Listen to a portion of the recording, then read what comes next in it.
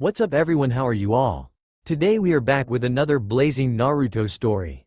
What if Naruto became the legendary Shinobi of Seduction? And no woman could resist his aura. If you enjoy, then please like, share and do comments. And also check the description to original creator of this beautiful creation. Naruto, what are you doing? Unhand me Ashura. What do you think this little stunt of yours is gonna do? Naruto found himself in a rather unique position, and not just physically. Well, I guess having a literal goddess in a full-blown headlock while explosive tags equal to a nuke were about to go off was pretty unique. It was the implications that were going through his slowed mind. Looks like the thing about life flashing before your eyes before death was true. Hey, and I never even got to thank Hinata properly. Pulling my mind out of the fire right after Neji's death. Such a strong woman. He was planning on killing himself. That's right, nothing graceful, nothing cool. He was going down and had planned to take this son of a bitch with him. The sage could help Sasuke and Kakashi figure out how to undo Kageyuya's jutsu. He knew it wouldn't be enough to just seal her away again. No, there was always the risk that someone down the road would just unseal her again. And then even more people would die. No, he was going to take her to see the Shinigami personally. Damn, I'll even open the gates to hell for her myself. Because no way is she going to get away with what she has done. Neji, Jiraiya, his own father and mother, Haku, Zabuza, Asuma-sensei, Granny Chiho, Gaara. Even if Granny Chiho did bring him back to life, all the other Jinchuriki, and the countless lives lost during this war. All of them was her fault. Even if the Dark Zetsu was working on his own, she made him, which made her equally to blame. So what had his smart plan been?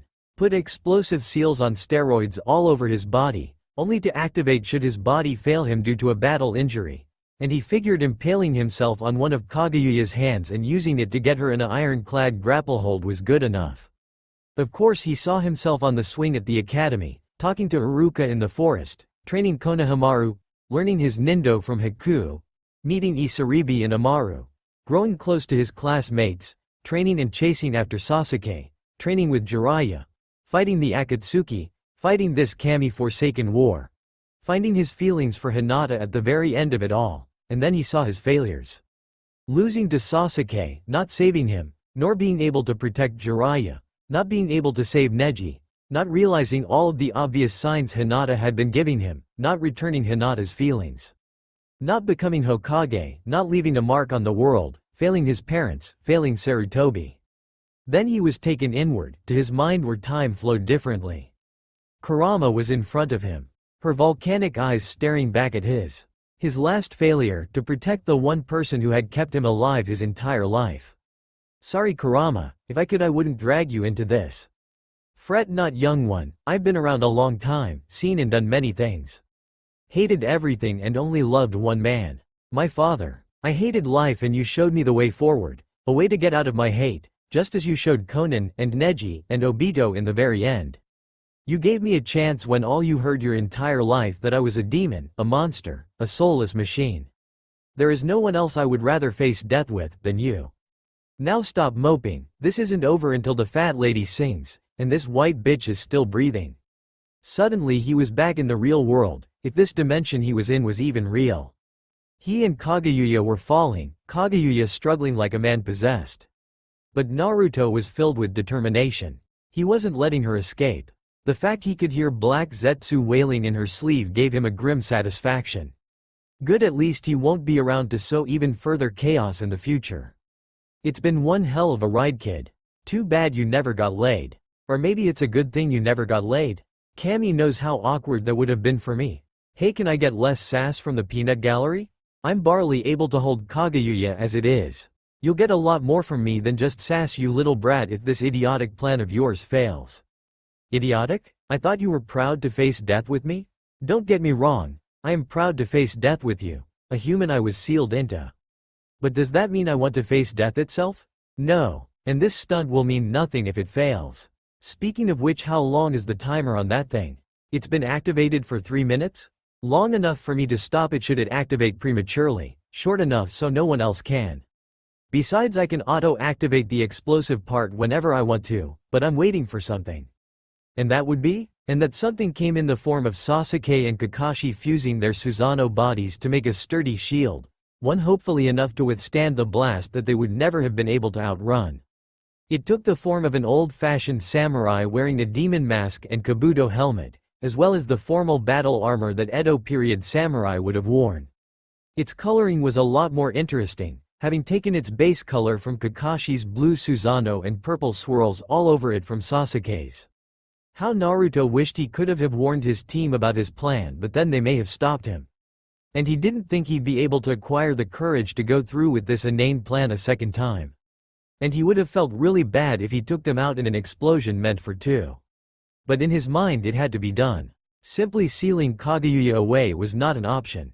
After all, he and Sasuke had been the latest that Ashura and Endra's reincarnations had clung to, but who's to say they, or their chakra would still be around 200 years from now.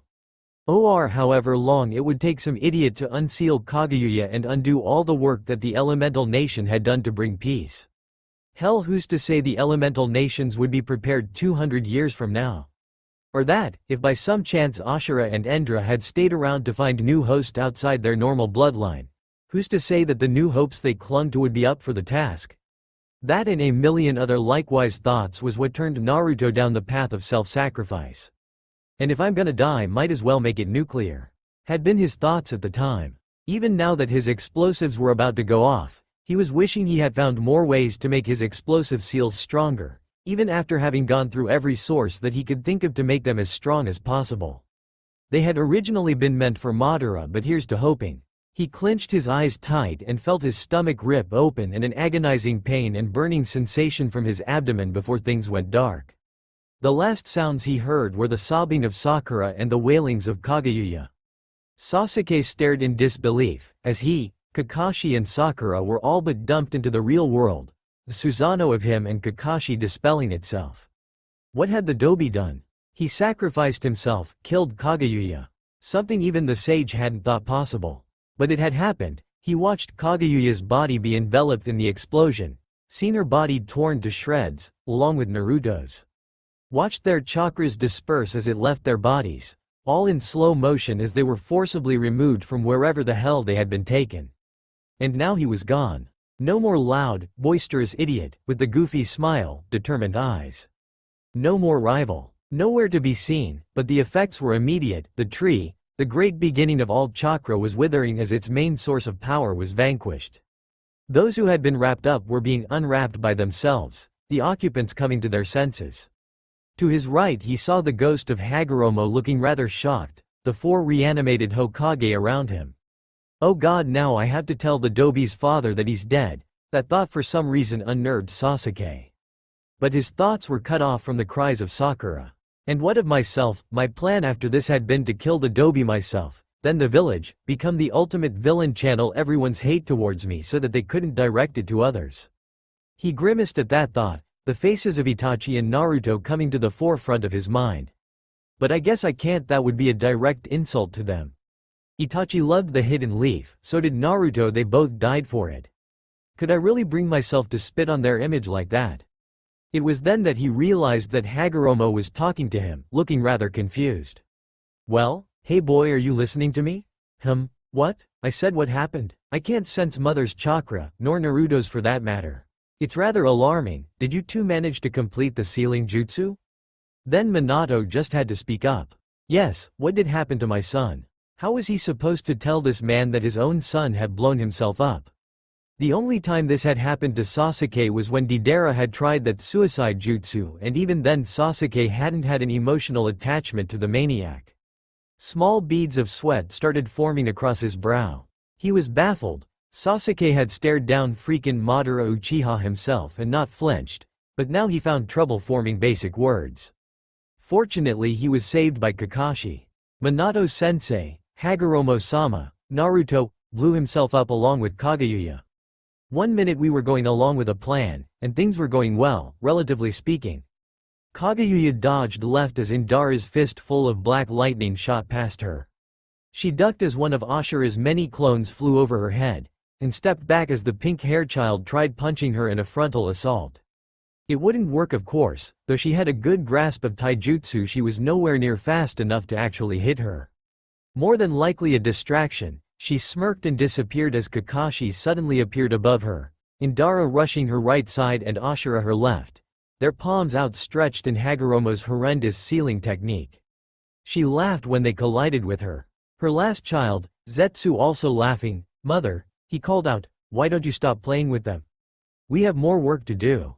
She always forgot how persistent her children could be. "I have been asleep for Kami knows how long," she replied calmly. "This is to test how far I have rusted. These are the best this world has to offer in terms of fighting strength, and I mean to see how far the world has developed without my guidance." "Now shush, child." The foolish children seemed to be trying again. Much like the last time, she avoided their petty attempts at harm, dodging left and right, flying up and down, batting flies aside without a second thought. This was easy, Kageyuya grinned. Almost too easy, and these fools are their world's best hope? Probably their biggest failures. Then she saw Ashura's clones rushing her. Shed, deal with this group and end this petty charade. Backwards kick. Poof. 4 left. 2 jabs. Poof, poof. 2 left. Bone senbon. Poof. 1 more. A straight jab. Kageyuya's face turned from cold to triumph as her straight jab impaled the real Ashura through his right shoulder.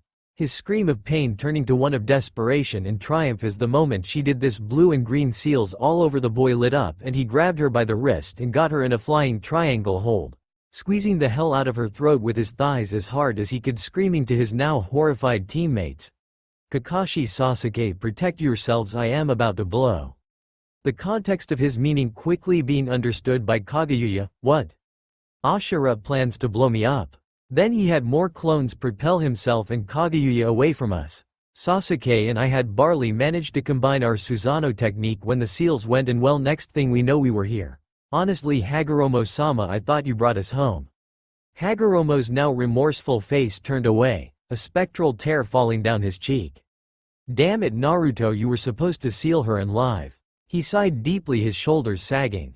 "I see, what Naruto's done today will have more than likely saved many lives, and many more in the future.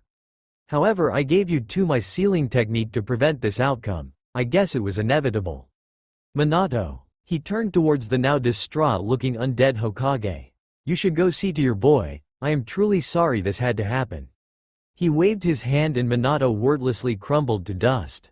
"The rest of you, we have a lot of work to do too, undoing my mother's work. If memory recalls, there is a technique one can use to unbind those held in the tree's roots. It has been some time when I thought about that jutsu. Which ones haven't opened yet anyways? Let's see you there, Sarutobi-san." Naruto's eyes opened to a vast whiteness around him. The only color he could see was the stark orange that was Kurama and her fur behind him, and the lavender color of Kageyuya's slumped form to his right. He grinned. "So I guess my asinine plan worked out after all, Kurama." Kurama chuckled. "I guess so, Kit. So tell me, Kageyuya, what's going through that mind of yours?"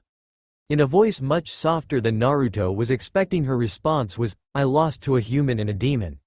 I must say the experience is quite educating." She grimaced as she said the last word. "I thought myself all-powerful, God. But to be felled by a boy minutes before adulthood and a construct of my own chakra. Maybe Hagoromo was right after all. Are those tears I see, Kageyuya? They were my children, and in my own vanity for power I threw their love for me away. Tossed it aside and made them hate me. But it had to be done. I thought the only way to secure peace for all was by fear." By now Naruto realized Kageyuya's words were directed more towards herself than to him or Kurama. "But a boy managed to secure peace, to a lot more people than I ever did." "How though? Mutual hatred towards one thing? A necessity for safety? Naruto cut her off by saying, "It can look like that, but I don't think so. I just made everyone realize that at the end of the day, we're all human. We bleed the same, die the same. And for the most part want to just live our lives to the fullest, and enjoy the company we find ourselves in." The fact that Zetsu reincarnated Madara just gave everyone a focus to prove that we can only survive as long as we work together. A clapping broke the conversation up as all heads turned towards 2 new figures that appeared, one male and one noticeably female. Naruto actually blushed slightly. He was looking at an angle with the body of Tsunade. Maybe even bigger. Dressed in glowing white robes, silver wings came out of her back. Light blonde hair visible at the outskirts of a hood that covered a soft-looking face. Due to the angle, Naruto couldn't get a good look. The gentleman to her left was not so easy to read. Black robes covered the entirety of his body and face, gray skeletal wings protruded from his back. He was also emitting a purple aura that filled the air with a mixture of dread, chills and fear. It was easily off-put by the warm, serene, golden glow given off by his female comrade. Then he spoke up in a sort of gruff voice, "Well, other than staring at my sister, you could not have said that any better, Naruto." Naruto opened his mouth to say something, probably a smartass remark, but a quick swat from one of Kurama's claws stopped him. "Don't even think about it, kid. These are two beings you do not want to mess with." The female chuckled in a soft manner. "Oh Kurama, it is quiet, all right. The boy is a hero. He stopped the legendary Kageyuya after all. I think he's earned the right to make a quip at my brother and me." The brother spoke up, "You're right, he does. However, he did not have the right to go and kill Kageyuya and by extension himself." Three heads turned towards him in confusion. "Oh brother, we talked about this. We couldn't control his actions, nor could we predict them. He doesn't deserve to be punished." "No sister dear, you talked. I listened and did not agree to a damn thing. I'm sorry, but what the hell is going on? What do you mean I had no right to kill her? At the time, if memories serve, she was trying to kill me. Which is why you were supposed to follow through with Kakashi's plan and seal her away again.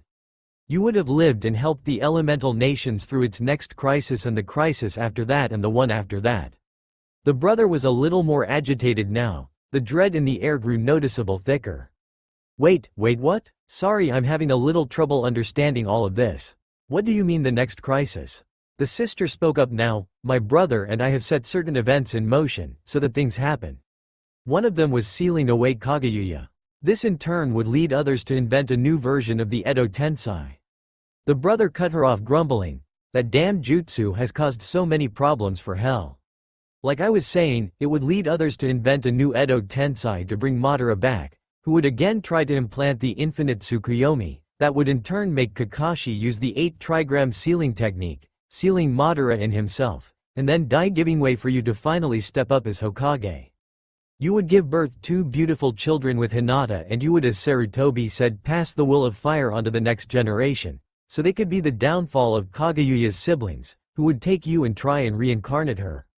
But this little stunt of yours has upset that balance." Naruto gave a cheeky grin. "Well then you should never have made me fight Kageyuya. After all, I am known as the #1 unpredictable knucklehead of the leaf. I don't follow plans that well, and honestly, like I told Neji, fates and destiny be damned, to the very end you make your own story. No one else should write it for you. There was a thread to everything and everyone I held dear. And I have no way of knowing what's gonna happen in the future, but I'll be damned if I shove a problem on the new generation if I can take care of it now." The sister laughed gently. "And you held your beliefs to the very end, Naruto Uzumaki Namikaze. That is commendable to say the least. Not many humans have the strength of will to hold on so tightly as you have." Shinigami snorted, "Yeah, because that didn't screw us over in the end." Kurama decided then was the best time to speak up. "Shinigami-sama, Kami-sama, if I may, if you were manipulating events like you say, how did one simple human mess with your plan?" It was the Shinigami who answered, "Unlike what most mortals believe, neither I nor my sister are omnipotent. Neither of us are all-powerful. She has the power to create, I have the power to destroy. We are not perfect. Look at your great ninja wars, for instance. Those were not supposed to happen. Too many souls flooding heaven and hell at once. Too much trouble. Anyone of sufficient willpower and determination can go against us. For the most part, we don't meddle in the lives of humans. Just a touch here or there so that certain things happen." Needless to say, that caused several moments of silence amongst Kageyuya, Kurama and Naruto as they each mulled over the new information. Kageyuya snapped out of it first. "Wait, so you're telling me that my becoming the mother of all chakra, resurrection, and defeat were meant to happen?" Kami looked towards Kageyuya, the hood of her robe hiding most of the features of her face. "You were never supposed to eat from the tree of divinity in the first place. Up until that point, my job, and my brother's job, was just to be a judge. But then you ate from the tree and got the energy that made us powerful, and you used it to enslave those around you. We are forbidden from going to the material plane, the mortal realm, else it would have been me personally who would have smoked you Otsutsuki. But then you had to have children, brother, and I knew what such power would do to the weak and easily corruptible minds of humans. We had to do something, and we decided to use Hagoromo to seal you away permanently. But then you created Black Zetsu, with its sole objective of reincarnating you.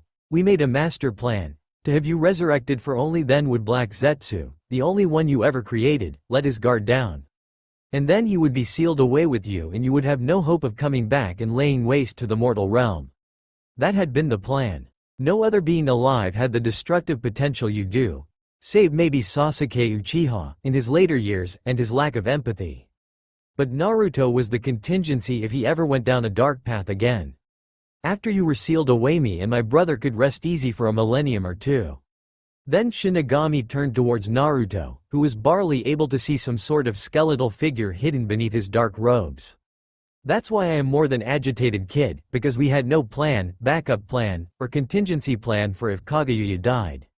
And you may be asking yourself why it matters. Because Kageyuya had a family, they were to reincarnate, or at least try and reincarnate her. But your kid was gonna stop them, with some help of course, and that would solidify his resolve to become the most powerful ninja ever. And he would save the ninja world from an evil seeking to destroy what he considered the old ways. But none of that is to happen now, because you're not around to become the Hokage you were meant to be. Naruto gave a thumbs up. I made my own destiny to the very end. If that means I'm bound for hell, then at least give me the honor of opening the gates myself. His answer. Shinigami started laughing. And it wasn't a small little chuckle. No, he was holding his ribs, howling out a big boisterous, "You, go to hell? Ha ha ha. As much as I hate you for the literal pile of shit you made my plan, you lived a life too good to go to hell. But I'll be damned if I let you go to heaven for the mess you've made. No, I have a much better idea. You're going to live, you fool, live and fix your mistakes." The only thing Naruto could say was, "Wah," before he was enveloped by a bright light, and then when the light went away, so too was Naruto, gone. Not a trace that he'd been standing there. Kageyuya also noticed that when he went, Kurama disappeared as well, leaving only her alone with Kami and Shinigami. She opened her mouth to say something, but Kami waved her hand and Kageyuya froze in place, a statue for the time being. What, honestly, frozen in time? After all, the plan to send Naruto back to fix his mistake was more complex than Shinigami realized. Alright, brother dear, I'm off to visit the selected few who are to help Naruto on their journey. Try not to cause too much trouble. First and foremost, she turned around and waved her hand. The white room, as she dubbed it, vanished, and instead she found herself weaving through a maze of doors in a rather big house. She heard laughing coming from one room. Smiling to herself, she quietly opened the door, and in front of her was what looked to be a small study, a orange fire flickering in the corner as Neji Hyuga was talking to an older couple. "It was fun, Mom, hearing about you and Dad. 1. How the two of you met." The older lady, small compared to the man sitting next to her, but with strong brown eyes, laughed. "Oh son, your father was the epitome of pride and masculinity before he met me. It took a while, but I think I managed to make a decent man out of him." Her older companion had an aghast look on his face. "I will have you know I was man enough before you found me, dear. Now son, please do tell me about Naruto. The last time I saw him whilst I was alive, he was still in the academy screaming dreams of becoming the Hokage of all things. Has he really grown so much that you would?" Then his eyes flicked over to Kami's quiet form, who was listening in. He stood up abruptly and bowed. "Ah, Kami-sama, my apologies for not noticing your entrance. How can we help you? It is not you nor your wife I wish to speak with, Hisashi-san. It is Neji I want to talk to, if you don't mind me taking some of your time, of course." Shinigami was quietly sitting on his throne. Sending the boy back in time is dangerous. Wouldn't want to upset the others. 2. But this is the only way for sister and I not to have to deal with a mountain of paperwork and an endless amount of souls at once. Though should it really be so easy for him? I mean, with his knowledge of future events, and plans of his enemies, stopping Kageyuya from being resurrected should be a piece of cake for him. But he did piss me off with that stunt of his. Maybe throw some unexpected challenges his way? Shouosh asterisk, my lord, you rang for me? A small little man bat had appeared in front of Shinigami, his favored guardians of hell. It was damn near impossible to get the jump on them. Everyone made sounds however small after all.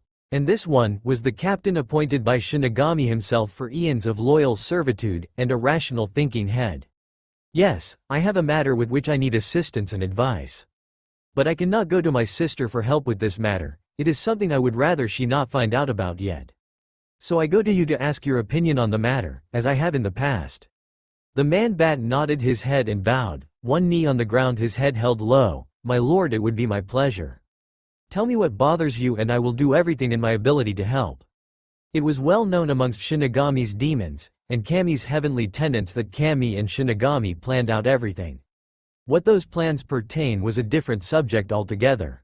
A human has recently messed up a big plan that Kami and I painstakingly laid out.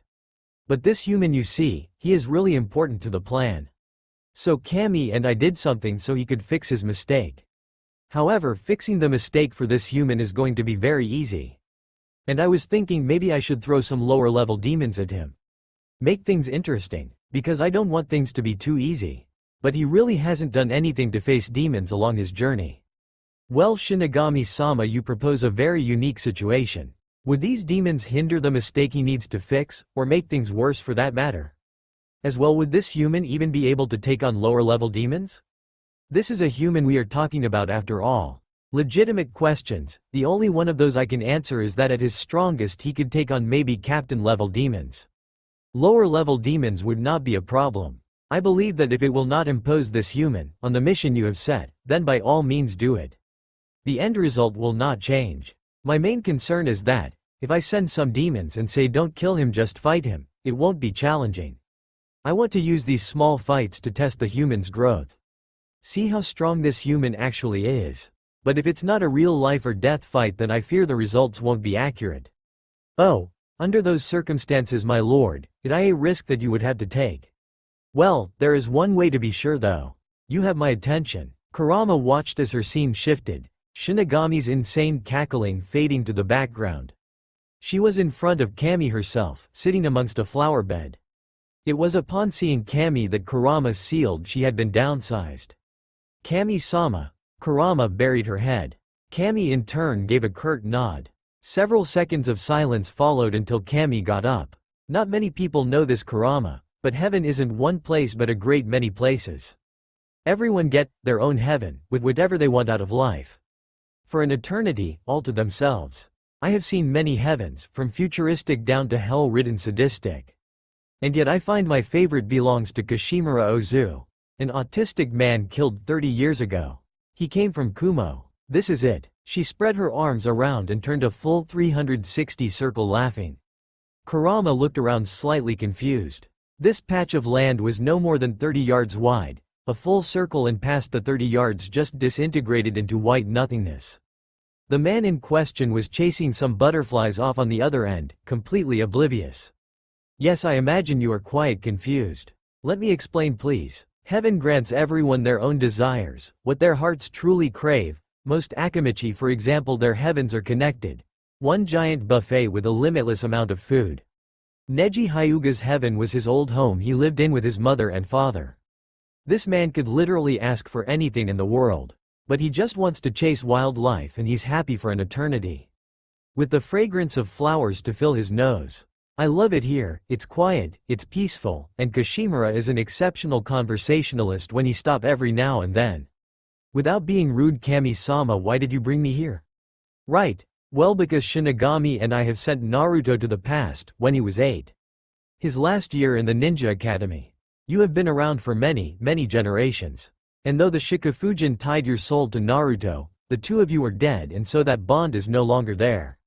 I wish to ask, would you like to go back in time with him as well? Or would you rather remain here in your own heaven, free from life torments? Without hesitating, Kurama said, yes, I do. Really? I expected as much, but may I ask why? It is true, for a long time the only bond Naruto and I had were one forged and a need to keep the other alive. But at the end, with the war, Naruto showed me that humans know best. They really were your best creations, Kami-sama. Naruto showed me a way out from my pain and anger. He showed me what friendship was. We were partners and he would gladly give me his life to save mine, and I am proud to say I would do the same. He's my kid and I'll be damned if I let anything happen to him if there's something I can do. You'll have to relive every horror though. I think I have a good ideas as to Naruto-kun's character. With his knowledge of the future he will try and save everybody. He won't be able to solve everyone though. You will have to watch nightmare and tragedy, be subject to certain betrayal. At the point in time Naruto-kun was sent to most all of the villagers and their children will hate him.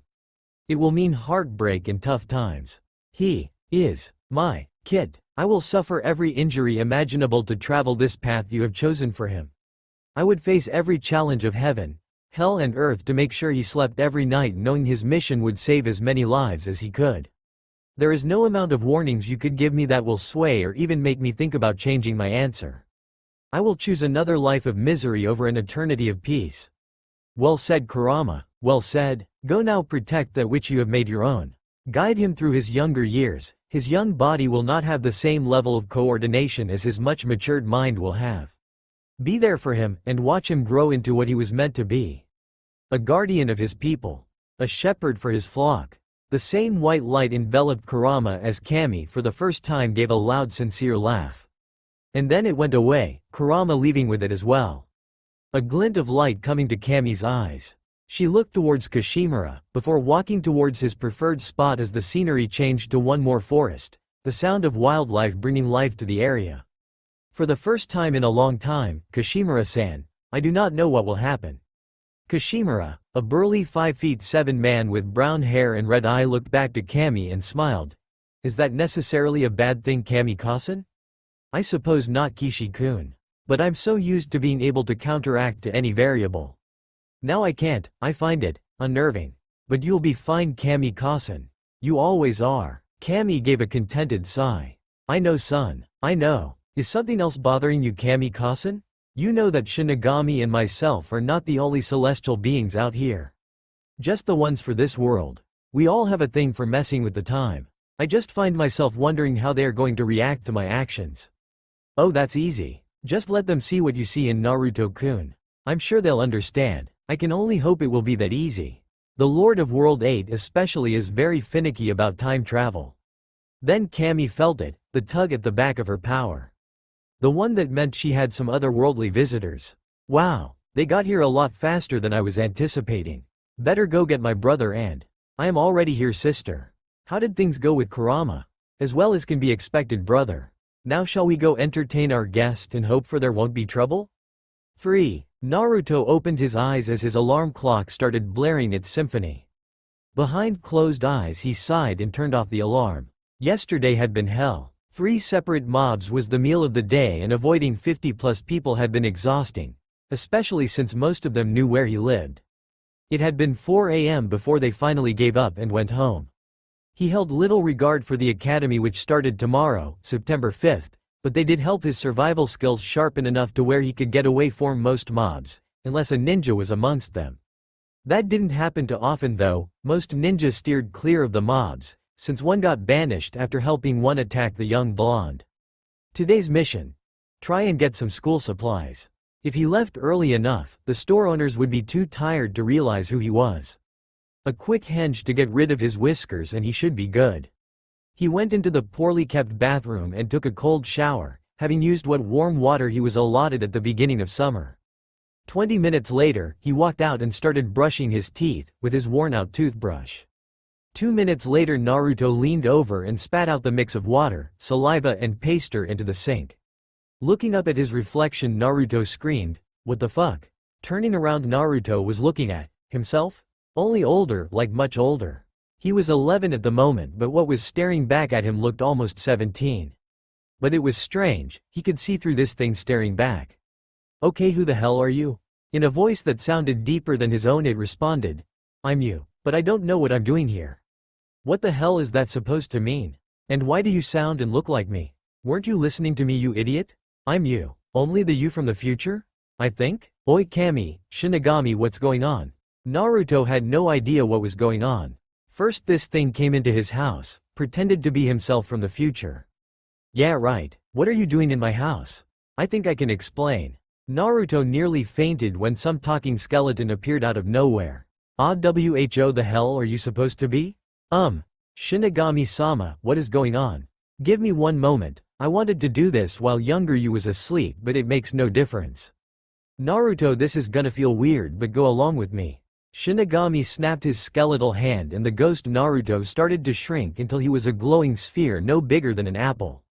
Shinigami took the glowing orb and reached out towards the younger Naruto. Alright, this is gonna sound weird but I need you to eat this. Naruto just stared at the Shinigami like he was stupid. Are you serious? You seriously expect me to eat that? No way. Look kid, I don't have all day. You want answers, then eat this, it will give you all of the answers you want. Naruto still stubbornly refused to eat, so Shinigami sighed and snapped his fingers. An image of a sleeping Hinata in her room appeared in the air. A figure he couldn't make out holding a knife near her throat. I was hoping I wouldn't have to do this, you know. It'll just make things difficult. Now I will say it again. Eat it, Hinata. She can't hear you, boy. Now one more time, eat. Naruto glared at Shinigami, before taking the surprisingly warm orb. Giving one more glare to the Shinigami, before closing his eyes and offering up a prayer to Kami. Dear Kami, please let this end okay. In one giant gulp, he swallowed the orb. Then his entire body went rigid, his eyes dulling a shade or two. Then his entire body glowed a bright light, his eyes nothing but pure white, and a beam of light shooting from his mouth. His body started levitating off the ground for a few seconds, before all the light disappeared and slumped to the ground. Looking to the clock that said 9 a.m., Shinigami sighed again. This is definitely gonna take a bit. He flicked his wrist and the image disappeared. Another flick and Naruto was floating, right to his bed again. Shinigami's head lifted up as he felt several figures coming in at high speeds. Looks like the boy's so-called guardians are coming to check in on the screaming and bright lights. What to do?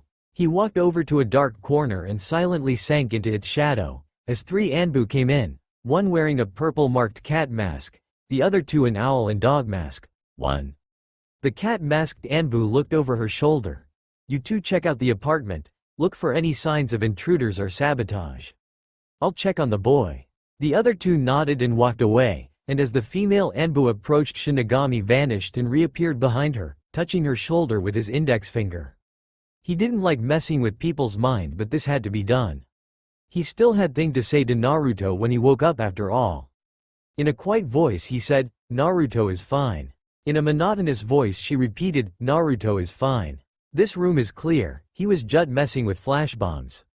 He's obviously been at this a while and passed out from exhaustion.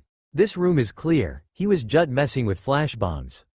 He's obviously been at this a while and passed out from exhaustion.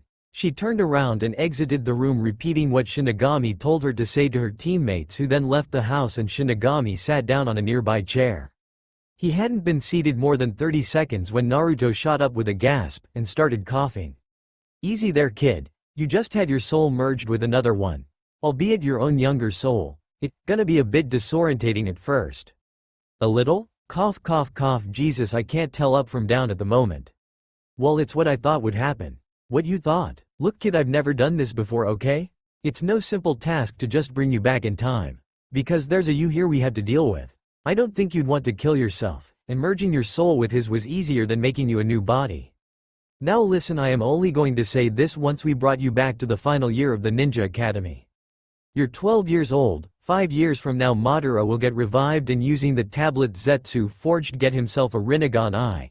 And Black Zetsu will use him to revive Kageyuya Atsushitaki. Your one and only mission is to prevent that from happening, or in case it does happen, reseal her.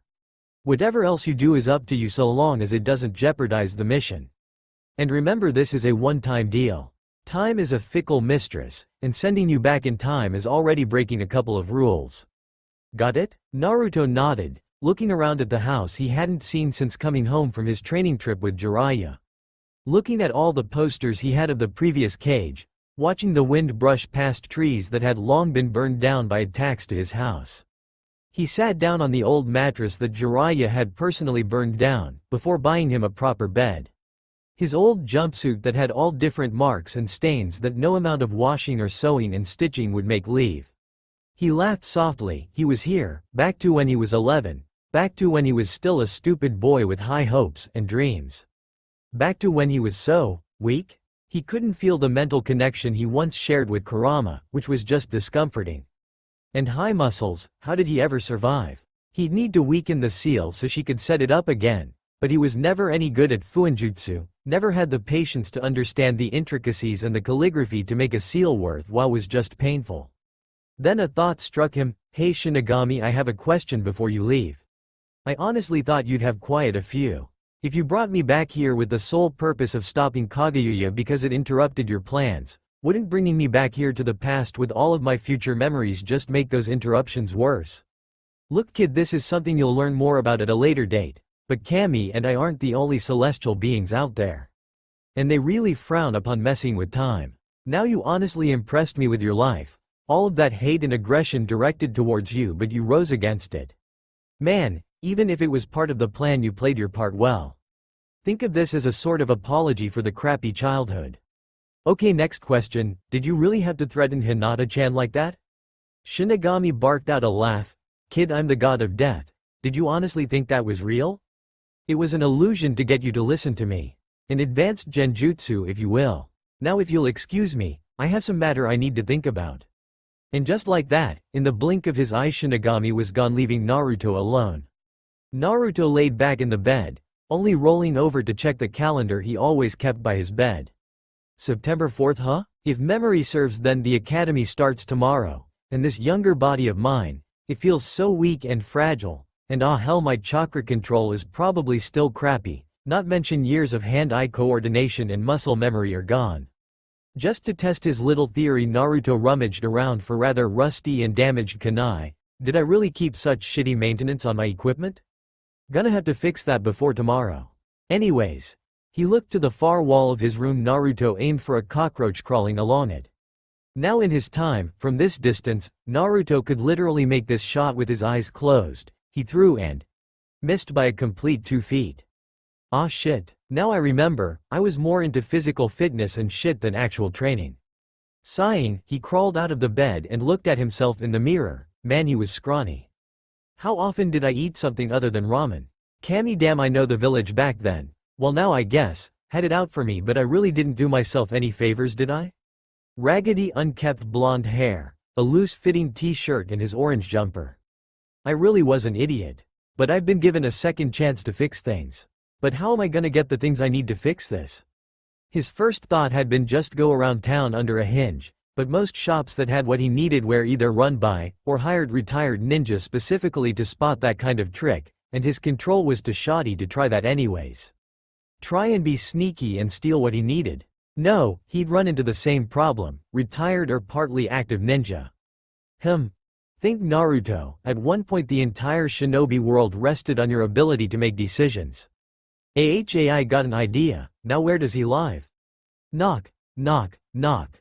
Iruka was surprised to hear someone knocking on his door at 10 in the morning. He usually didn't have visitors at this time of day, unless it was some other teacher who needed help, but the teachers of the academy were scheduled to go the mandatory meeting at 12, which was when they usually asked around for help. He was even more surprised to find Naruto was the one doing the knocking. Naruto? I'm surprised to see you up so early in the morning, and here especially? Is something wrong? Iruka had nothing against Naruto except for the fact that he could be a great student but chose not to. Jinchuriki or no, he always held Naruto equal to his other students. And he would eventually be willing to sacrifice his life for Naruto. He's the only who would even consider helping me. Naruto was looking at the ground lost in thought, until Iruka flicked him on the forehead. Yo Naruto. Is there a reason you're here, or are you running away from another prank you pulled? Naruto was quick to shake his head. No Iruka-sensei, I just came to tell you something and ask a request of you. Naruto didn't hold a lot of respect for many people, but those he did respect were held in the highest esteem. And Iruka Amino was tied for Jiraiya at the very top. He bowed low and almost shouted, I'm sorry. Iruka's surprise only doubled as he did this. I'm sorry? You haven't done anything, Naruto. Have you? A wary eye was trained on the young would-be shinobi. Still bowing, Naruto said, I've been a terrible student. For this man, and everything he had done for him, Naruto kid, and would drop his pride. I've skipped your lectures and pulled numerous amounts of pranks on you, even though you were always one of the few people who treated me with care and equality. And I'm sorry. His surprise, and eyebrows for that matter, had reached its peak. I mean, I'm grateful, Naruto, for the apology, but where is all of this coming from? This is out of character for you. I realize that Iruka-sensei, but I learned over the summer some hard life facts, and I don't know, I want to succeed. I want to become Hokage, and I realized that I won't be able to accomplish that goal unless I get out of the academy and become a ninja. And the other instructors are going to try like hell to make sure that doesn't happen. Hell, most of the village is gonna try like hell to prevent that from happening. Iruka knew all too well how the villagers treated Naruto, and even though he would never forgive himself for it, he used to be part of that crowd too. And Naruto knew it, and yet still found it in his heart to forgive him. It almost brought tears to his eyes, but he fought them back and said, "Apology accepted, Naruto. Now what was this request of yours?" Naruto handed Iruka an envelope, to which a confused look was his response. "The Hokage gives me a monthly allowance, and this month's got brought in early so I could buy supplies for school. However, most shops overprice me for anything worthwhile, and normally what I can afford is worn, used or rotting. I was wondering if..." Naruto looked away for a brief moment before taking a deep breath. "Would you got out and buy the things I need for this year?" He bowed again. "Oh, well, that is rather well thought of him to ask me. But I had to be at the school by 12 for the meeting." Several seconds of silence. Naruto, a nervous and jittery wreck. "Fine, Naruto, I will do this for you. However, I need you to understand it's gonna take a while, plus all of the teachers have to meet at the academy at 12 to go over the curriculum for this year. It's going to be a while until I can get back to you with all of the supplies, understand?" Naruto grinned from ear to ear. "Thanks, Iruka-sensei. Where do you want to meet?" Iruka smiled. "How about Ichiraku's around 3? Naruto nodded before dashing off, the first real smile Iruka had ever truly seen him wear. What am I going to do with that unpredictable ball of energy? He looked towards the envelope in his hands. Well, first I'm going to buy him some proper clothes and then burn that orange jumpsuit of his to the ground. Then burn the ashes for good measure.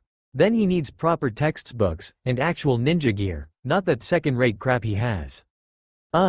This is gonna be more work than I thought." Naruto was happily sitting at his favorite place even then, atop the 4th Hokage's head.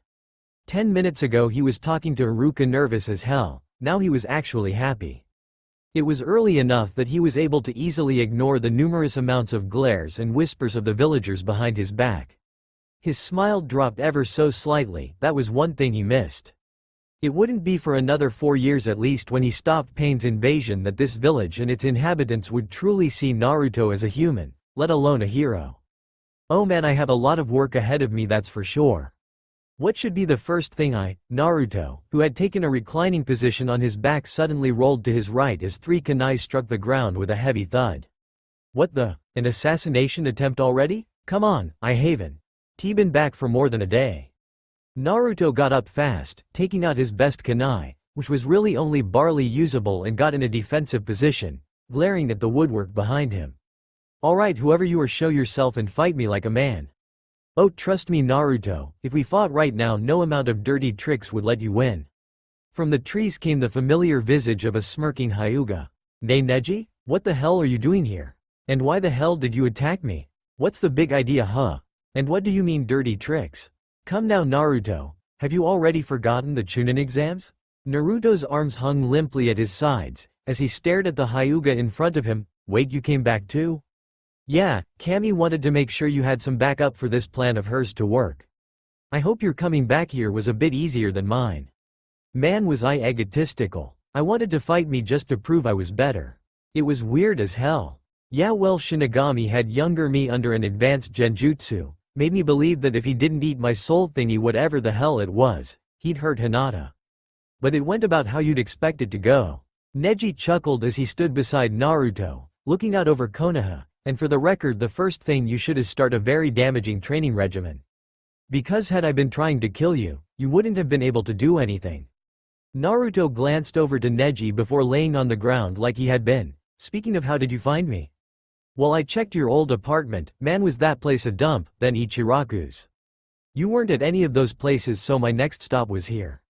You told Hinata once that this was your favorite spot in the entire village.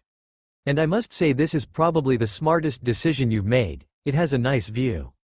"Hey," Naruto feigned indignation. "I'll have you know I am full of smart decisions." Neji snorted. Like that jumpsuit perhaps? Okay.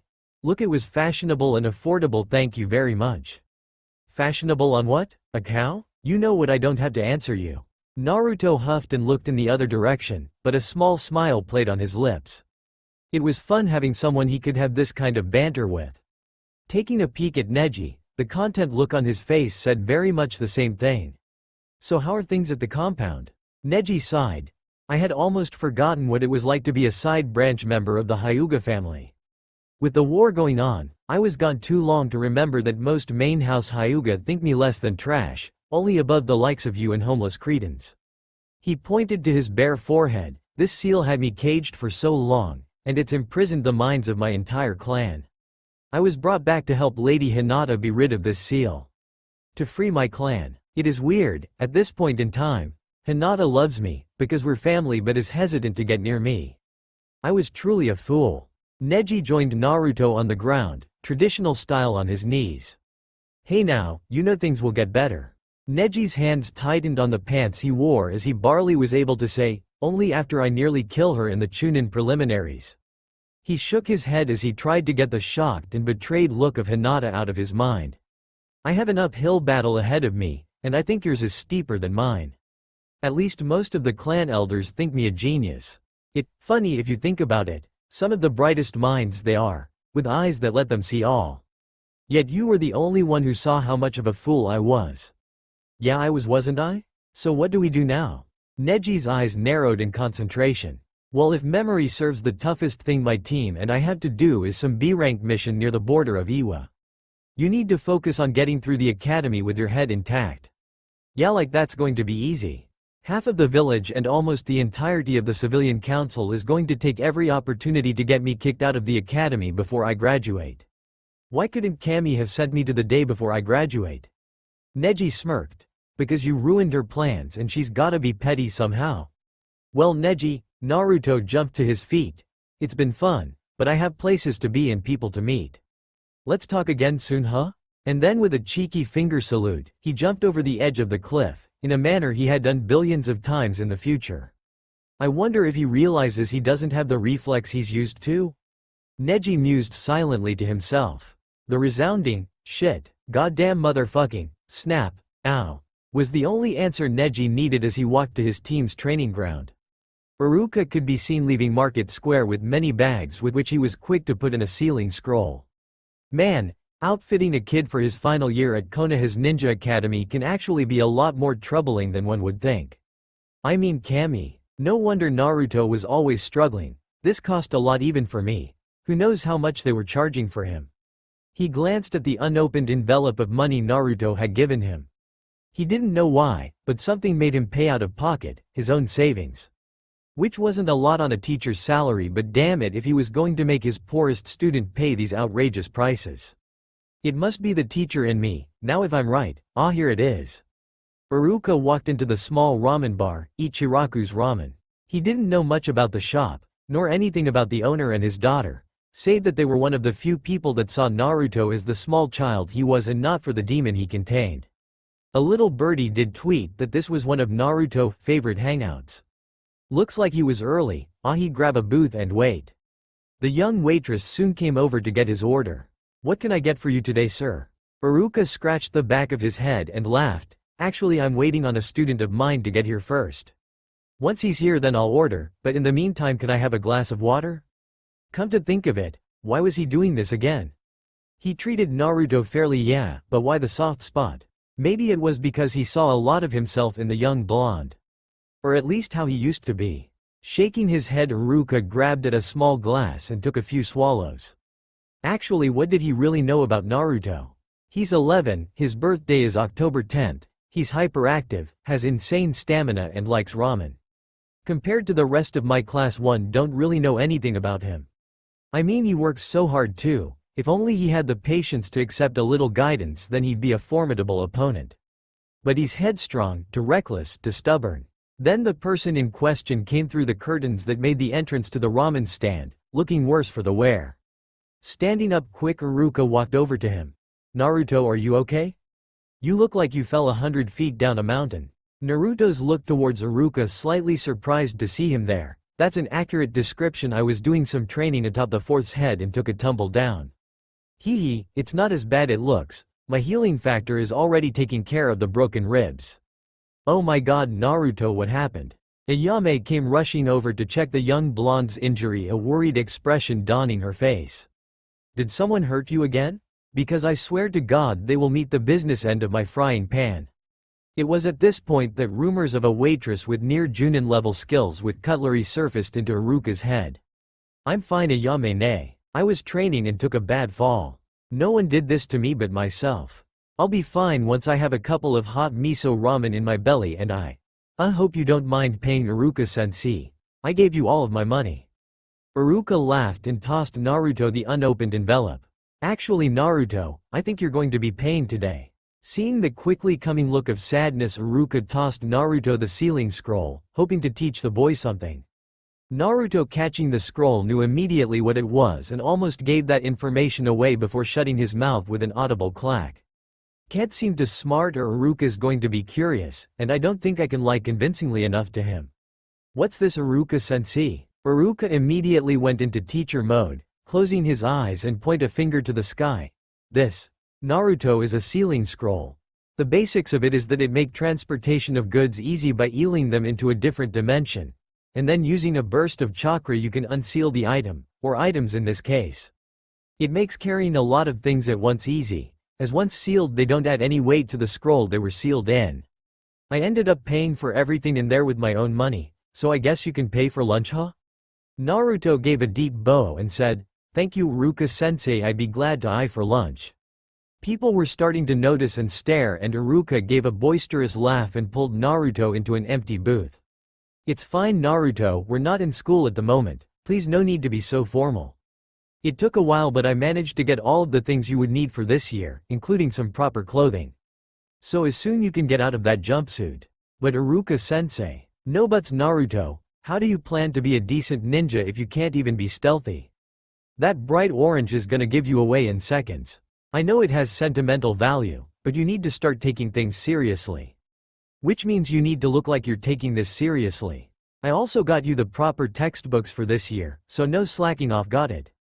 Naruto smiled and nodded his head. Yes Iruka-sensei. No slacking off for me, though I don't know how I'm gonna curb my addiction to pulling pranks on people, hee hee. It was then Naruto felt the change in attitude, the shift in the looks on other customers' face, the way their normal looks of hatred differed ever so slightly. Then the memories hit him. It was September 4th, about to be the start of his last year in the Ninja Academy. Oh shit, I almost forgot what today was. If this keeps up I'm going to get old man Ichiraku, Ayame ne and Iruka-sensei caught in this mess. Shit. Iruka seemed to notice Naruto's smile go tighten ever so slightly. How his eyes started tracing a path throughout the stand, and looking behind him. Is everything alright Naruto? Huh? Oh yeah, everything's fine Iruka-sensei. I just remembered a place I have to be. A thing I gotta do, ya know? See you later, bye Ayame. And like that Naruto made a quick exit, making note of someone across the street following him. Ah shit, how long has he been tailing me? What Naruto didn't see was Iruka peek his head out of the curtains, holding an envelope. Alright, you can come out now, I know you're following me. Naruto had walked for at least half an hour, going through every back alley and shortcut he could remember, but his tail was smart and tenacious. He was obviously trained, so ninja at the very least. Naruto wouldn't be able to lose him, that's for sure, but a confrontation would not end well. Here's to hoping I can work this out peacefully. Who walked out was not who Naruto was expecting. It was one of the civilian students from his class, Chato Yamura, right? Last year of the academy he had to be expelled because of an anger issue. Was presumed dead or Mia after the sound invasion. What do you want Yamura? And why have you been following me? I came here to kick your ass Dobi. Oh really? That's tough talk for the kid who's rated third worst taijutsu combatant in our class. It was true. Hand-to-hand combat was not his specialty, he excelled at throwing weapons in mid-range combat, though he'd never beat Tenten in that field. And why do you want to kick my ass today Yamura? Because idiot, my dad's putting together a hunting party, and the thing they've chosen to hunt today is you. So me and some friends, at this signaled two more students, they weren't from any ninja clan, that much Naruto could remember, appeared from behind him, a boy and a girl. are gonna toss you around for a bit and then give you to our parents like a trophy, you see. Oh, so eager to impress mommy and daddy, you failed to realize one very important fact. The girl scowled. And what, that Dobi? Naruto backflipped and put his back to a corner, pulling out 2 kunai and getting in a defensive position. You'll be busy carrying your injured away to take me anywhere. Yamura pulled out his own set of kunai and grinned. I don't think so, Dobi. Keep in mind, the only reason you can keep up with any of the shits from clans and their fighting style is because you have a lot of stamina. But no style, that's it, and you're even worse using throwing weapons. I think this won't take more than a few minutes. Even though Yamura was the obvious leader, it was the boy to his left, Naruto's right, that was the biggest threat. Small bits of his memories were coming back to him. Dan Lycan, civilian, ranked number 6 amongst male taijutsu users of his class. Agile and flexible, he would pose the most threat. Naruto wasn't worried about the other 2, who would almost certainly use kunai and shuriken to harass him. They would be aiming for non-vital spots, after all they were only 12. They didn't have the stomach to kill Naruto, let alone the skill to do any actual harm. They were only students still after all. They'd be an annoyance at the most. No, Dan was the one who had the most potential to hurt Naruto at the moment. But at this point in time I haven't undergone Jiraiya's training to protect myself from genjutsu, so the girl, Kaylee Nabari, I think, she's a threat too if I give her enough time to cast a jutsu at me. No easy way to get to her, she's in the back of the group. Yamura's got good aim, but should be easily able to avoid him and his weapons. Seriously, do I need to waste my time with this? Just as Naruto was getting ready to rocket forward to try and get a quick surprise attack, when from the end of the alleyway a voice shouted, "What the hell are you doing?" All 4 students jumped in the air, 3 spinning around to face a very pissed off looking Iruka, his face red with rage. Iruka-sense, what are you doing here? Yamura was starting to sweat bullets, as was Kaylee's and Dan's. Their eyes were darting back and forth from Naruto to Iruka. I asked for their help, Iruka-sensei. 4 astonished faces turned towards Naruto. I am sorry, what did you say, Naruto? It is no hidden fact that I am the dead laster, Dobi, of our class when it comes to academic skills and only slightly above the bottom when it comes to taijutsu, genjutsu, and ninjutsu.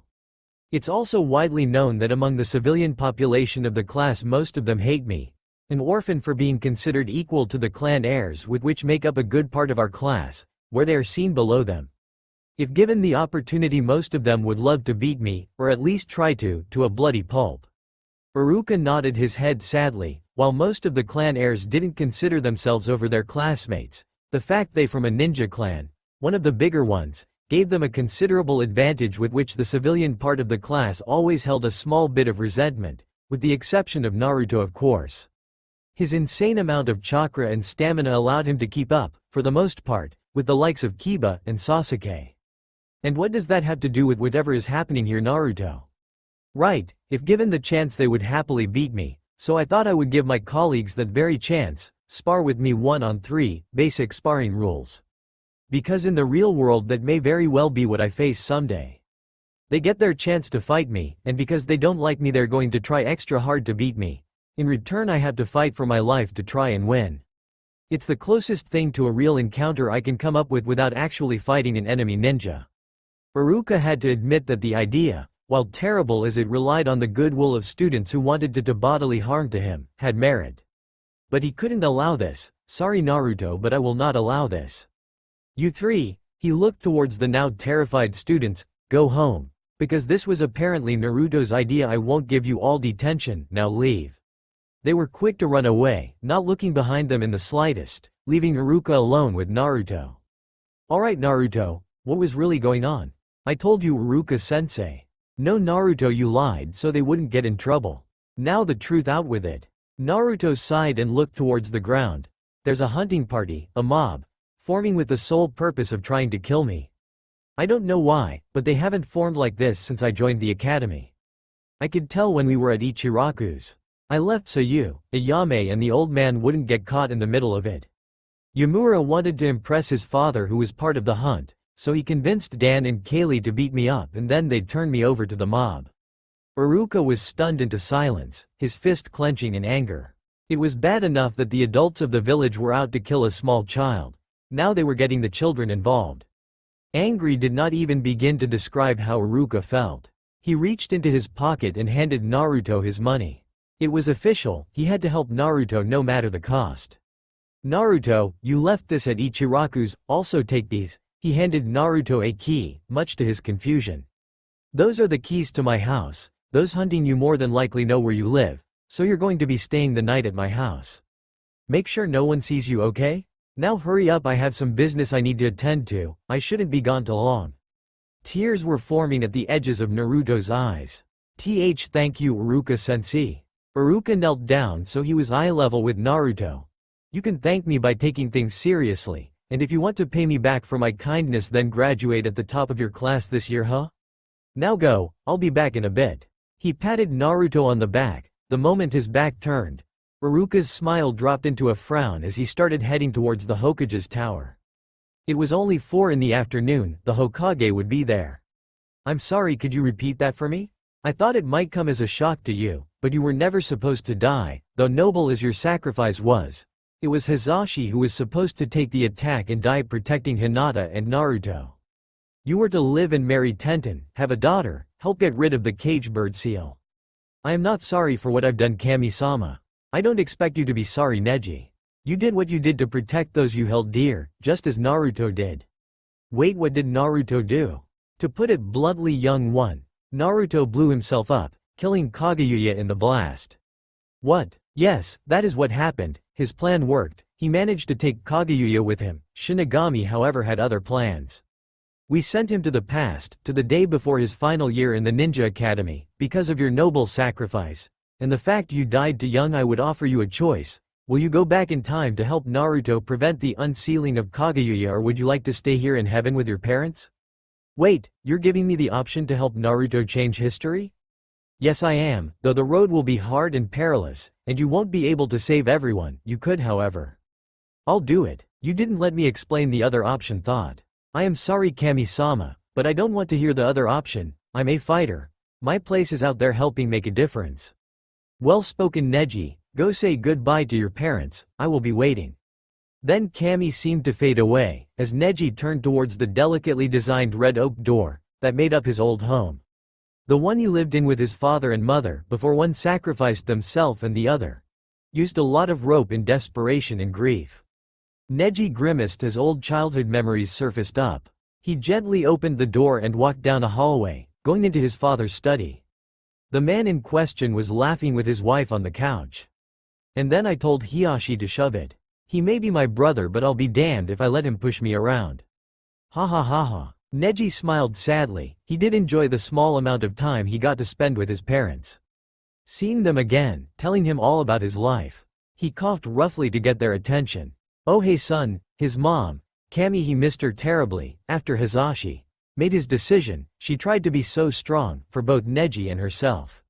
One day it just became too much. By then Neji was a full-fledged genin and able to take care of himself, but he still missed her. Hi mom, dad, we need to talk. Oi Neji. Earth to Neji, you in there? Neji was cut off of his musing by Tenten, who was poking his headband. Neji shook himself, his mind going from heaven to his training ground with his team. He stood up. I guess time's up? Dude, it's been up. You were meditating pretty hard there. Look. Neji paled slightly as he saw the evening sky. Yagai-sensei thought you were ignoring him and Lee, and they did their thing, and they've been running laps around the entirety of Konoha, on their hands, with boulders tied to both feet. For the past 2 hours. Neji had the decency to look a little ashamed. Sorry Tenten, had a lot on my mind. Tenten leaned against the tree Neji had been under. Now that he had a chance to stretch, Neji realized how stiff his muscles were. So Neji, what's on your mind? Neji frowned. In the future he had never tried for romance, always said he'd get around to it after he could settle down. Hell, he died a virgin who had never kissed a girl before.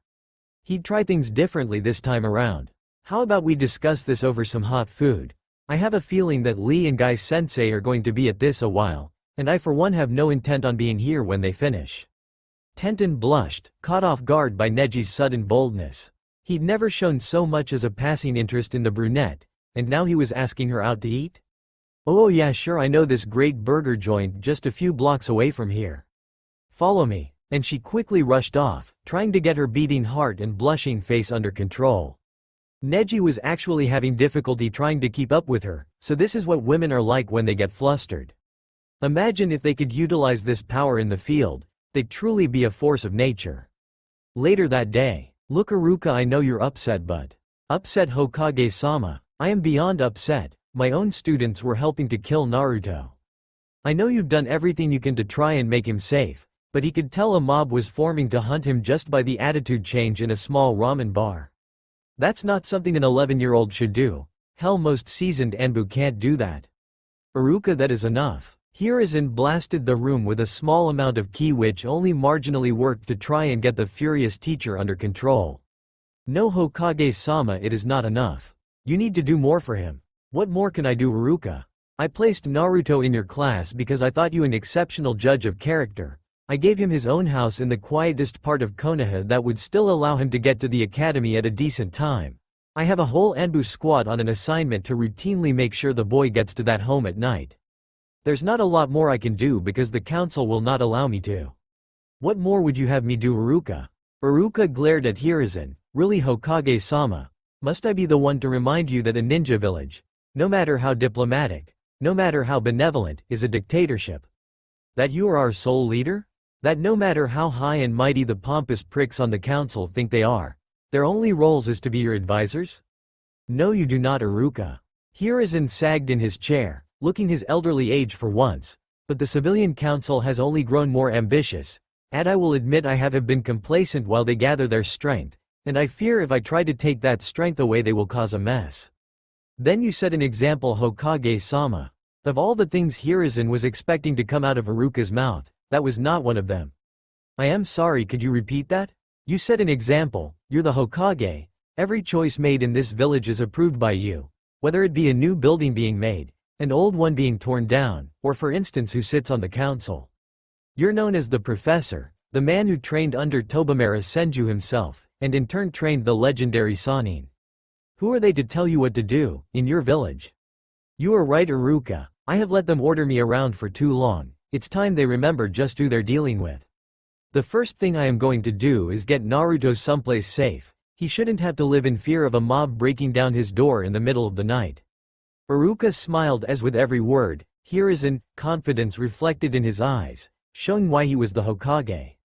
"Do not worry about that, Hokage-sama, with your permission I have an idea." "Oh really, Iruka, what did you have in mind?" An hour later. "This may work, Iruka. No, I'm the Sandaime goddamn Hokage and I don't need their permission." With a mighty roar, Hiruzen Sarutobi stamped a piece of paper, the word, approved, written leering bright red. "Now go attend to the boy, make sure he grows into a young man over this year, and remember, if I am not satisfied with what I see then you will lose this privilege, understood?" "Hi Hokage-sama." Iruka bowed at the waist before leaving the Hokage alone in his office. He took out his pipe, lit it and took a deep puff. He motioned with his finger and an Anbu appeared, bowing at his side. "Yes, Hokage-sama? Call an emergency council meeting, it's time I set a certain amount of fools in their place." Hiruzen, with a hard stare, stood up and started walking out of high office. "Yes, Hokage-sama, and for what it's worth," the Anbu said, hope in his voice, "it's good to have you back." Then he shunshined away in a swirl of leaves. "I'm putting oil in a flame, I'm too old for this shit, and damn it, it's time I started acting like the cage I am." Then he hit his finger. Ha ha ha. Tenten's loud laughter could be heard throughout the entire restaurant, as Neji sat across from her, a small laugh escaping his lips. This was fun, he'd never actually gone on a date before, so he didn't know what to expect, or how to act, but this was going better than he'd hoped. Tenten was just finishing some story from the blacksmith she apprenticed at. Well, that was interesting, Tenten. He looked out the window as he thought he saw a familiar blonde pass by the window. "Ah, Tenten, please excuse me one moment, I need to go relieve myself." Tenten rolled her eyes, and started digging into a plate of food that had just arrived. "Fine," she said through mouth full of delicious food. "But don't blame me if there's no food when you get back." Neji quickly headed to the bathroom. Doing the correct hand signs, he said, "Byakugan." He looked through the walls of the food joint into the adjoining alleyway, where he was surprised to see Naruto, in what appeared to be some sort of face-off. "Shit, now I remember what today was. A mob formed and attacked a lot of different shelters. Didn't Naruto say once that they had been looking for him? He looked at the nearby window, before looking towards the door where he could hear the sound of people talking, and having a generally good time. Tenten is gonna kill me for this. He snuck out the window and hurriedly made his way to the roof, overlooking the alleyway where he saw some sort of civilian students blocking Naruto's escape. It was Naruto's voice he heard when he came into sound range. Oh, so eager to impress mommy and daddy, you failed to realize one very important fact. The girl scowled. And what, that doby? Naruto backflipped and put his back to a corner, pulling out 2 kunai and getting in a defensive position. You'll be busy carrying your injured away to take me anywhere. Yamura pulled out his own set of kunai and grinned. I don't think so, Dobi. Keep in mind, the only reason you can keep up with any of the shits from clans and their fighting style is because you have a lot of stamina. But no style, that's it, and you're even worse using throwing weapons. I think this won't take more than a few minutes. Neji watched on, ready to jump in and assist Naruto if the need arose, but fortunately for him, Hai Byakugan saw Iruka making a quick entrance to the scene. Unfortunately, his Byakugan also saw Tenten leave the building, tears falling down from her face. Oh shit, Tenten, I completely forgot. Seeing that Iruka had things well under control, Neji jumped from the roof to the main entrance. The bill had already been paid for by him, so he didn't need to worry about that. Okay, so if memory serves, Tenten's house is down that street, where she ran off to, and Ino's shop shouldn't be too far from here. Tenten had never felt so ashamed. Once she realized Neji had left her, she felt the betrayal as tears stung her cheeks. She made a quick exit and almost sprinted to her house, where she vehemently ignored her dad, slammed the door, and locked herself in her room, where she curled up on her bed and started wailing her grief. She had genuinely liked Neji. He was cute, strong, determined, everything she was looking for in a guy. It didn't matter that he was a side branch member, she liked Neji for who he was. The soft side of him that he didn't let anybody see. She'd seen it once, when an orphan kid was being bullied. He stepped in and swiftly dealt with the attackers, before making sure the boy was taken back to his home. It was then she decided he was the one, or so she thought. This had hurt her, leaving her alone when he was the one who asked her out. Was she not good enough? Not many people knew, and by that basically no one but her dad. Tenten suffered from a minor inferiority complex. Was she not pretty enough? I mean, yeah, I'm not as busty as some of the other chicks from our graduating class, but at least I can defend myself. Right? More tears came through her eyes, and Tetsuya, listening from the other side of the door, his pleading falling on deaf ears, sighed and slid down the door. She was just a young chid, one who was expected to kill and die for Konoha, but that was a different matter. She sound. T had to be dealing with the thoughts of a broken heart, let alone dealing with her own. Whoever this boy is, he really has made an impact on her. Then he heard knocking coming from the door. Probably clients. The hefty blacksmith got to his foot and made his way to the door. His eyes narrowed as they landed on the Hyuga of her team, and mostly likely reason for her present of being. Though the flowers in his hands were interesting. Neji-san, can I help you? Yes, Tetsuya-san, is Tenten here? I fear there may have been a misunderstanding, and it personally affected her. So the young boy is indeed the reason she's so heartbroken. His hand twitched and started going for the cleaver blade he kept near the door before stopping himself. No, Tetsuya, you are better than this. If something has happened, then the only reason he's here is to apologize. Yes, that's it. Though having no outward indication his thoughts had strayed to murder, Neji got the weirdest feeling he just dodged a bullet. Tetsuya nodded and stepped back to allow Neji inside the house. I don't know what you've done, boy, but I only pray you can fix it. Neji grimaced as he could hear her wails from here. He really needed to find the right words to say that could fix this situation. He was in front of her door, normal save for the sign that said, "Intruders beware, armed, trained and very dangerous." He gulped, and then he knocked loudly, saying, "Tenten, it's Neji. I think there's been a..." Years of trained instincts saved him as he took a step back and half a giant shuriken went through the door. Then he had to roll to the left as not half a second later, a barrage of senbon, regular shuriken and kunai followed into the wall behind where Neji had been standing. By now Tenten's crying had stopped, and been replaced with heavy huffs. If one were to look through the hole in the door, they would see a dark aura surrounding her form, and her eyes glowing red, as all women do when severely pissed off. "Oniji," she ate in a sing-song voice, "let's play. I made some new toys just for you." Neji winced as one shuriken managed to cut his arm. Tetsuya quickly stepped in to help him up. "Right, she's done lost it now, boy. I'd suggest running as far from here as you can while I try and calm her down." "No, Tetsuya-san. I'm the reason she's like this at the moment, so I will fix this. I've sparred with Tenten long enough to know how she fights. I'll wait till she tires herself out and smash Tenten." Door shattered into millions of tiny wooden shards and the girl in question stepped out holding a giant hammer, with which she quickly locked onto Neji and threw it at him. He ducked and it went halfway into the wall at the end of the hallway. "But first, I'm going to get her away from here. You want me, come get me." And then Neji did the most honorable thing a man could do in this situation, he ran. Tenten gave chase, but stopped by her father's side and smiled, saying, "Sorry dad, I'll fix it when I get home." And she was on the hunt again. Tetsuya for his part just shook his head, and went about collecting all of Tenten's thrown weapons she had left behind. She's more like her mother than she realizes. I do hope she manages to fix things with that Hyuga boy, I like him. Hiruzen, what's all of this about him? Why have you called this meeting? Kaharu was in the middle of a nice meal when he had received this message.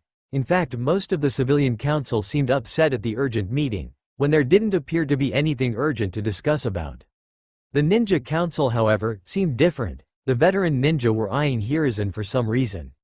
Danzo was the first to spot it. The glint in Hiruzen's eye, the way he held himself, broadening his shoulders instead of slouching them, how his head was held higher, more proud. Has the professor truly returned to us? Has the Sandaime Hokage finally found his steel? I have called this meeting to put fools in their place, namely the civilian council. His eyes turned cold as he stared at Kaharu, his old teammate, who looked shocked. Hiruzen, what is the meaning of this? Hiruzen snapped his finger and immediately two Anbu appeared behind Kaharu, their blades at his throat. You Kaharu are under arrest for conspiracy, attempted murder, and threatening the safety of Konoha. Immediately taking his place as my direct advisor is Danzo Shimura. He didn't like Danzo, but the man had resources, and trouble was coming to Konoha, and Hiruzen would need those resources. Hiruzen looked to the rest of the council, as Kaharu was taken away, with no small amount of displeasure which he made known. To the rest of you, I may have gotten complacent in my old age, but no more. This is Konohagakure no Sato, the village hidden in the leaves. Tobamara Senju entrusted it to me when he sacrificed himself to save me during the Second Ninja World War. This village falls under a dictatorship, and I am the sole ruler. No official decisions get made unless I give it a yes. Is that understood by everyone? Most were staring at Hiruzen with wide eyes. He was standing at his full height by now, but most bowed and said, "Hi Hokage-sama." "Good, then you all are dismissed, except for you Danzo. Stay, you and I need to talk." The entire council room was emptied in record time, leaving Hiruzen with Danzo, a warhawk who decided to speak first. "It's as good to see you have finally found your steel old friend." "Yes, and to think it took a school teacher to remind me who I am, what I was. I made you my advisor for one specific reason. And what would that be, Hokage-sama?" Danzo had a pretty good idea, but he needed to hear Hiruzen say it. "You're rude Anbu. I told you to disband it, and you haven't. But now I plan to use them." That had not been what Danzo was expecting, but it wasn't the worst-case scenario. "Let's say this is true, Hiruzen. What would you have my men do? You should know as well as I that spies from Iwa, Kumo, Kiri, have managed to infiltrate our village. I have reason to believe they were blackmailing Kaharu, and are blackmailing other members of the council to further the agenda of their own village. You are to use whatever means necessary to find these spies and bring them to me, alive or dead does not matter.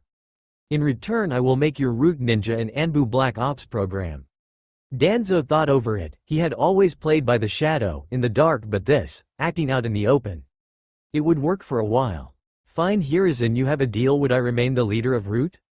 Hiruzen laughed. "Do not try and fool me Danzo. I know that the only one they are loyal to is you.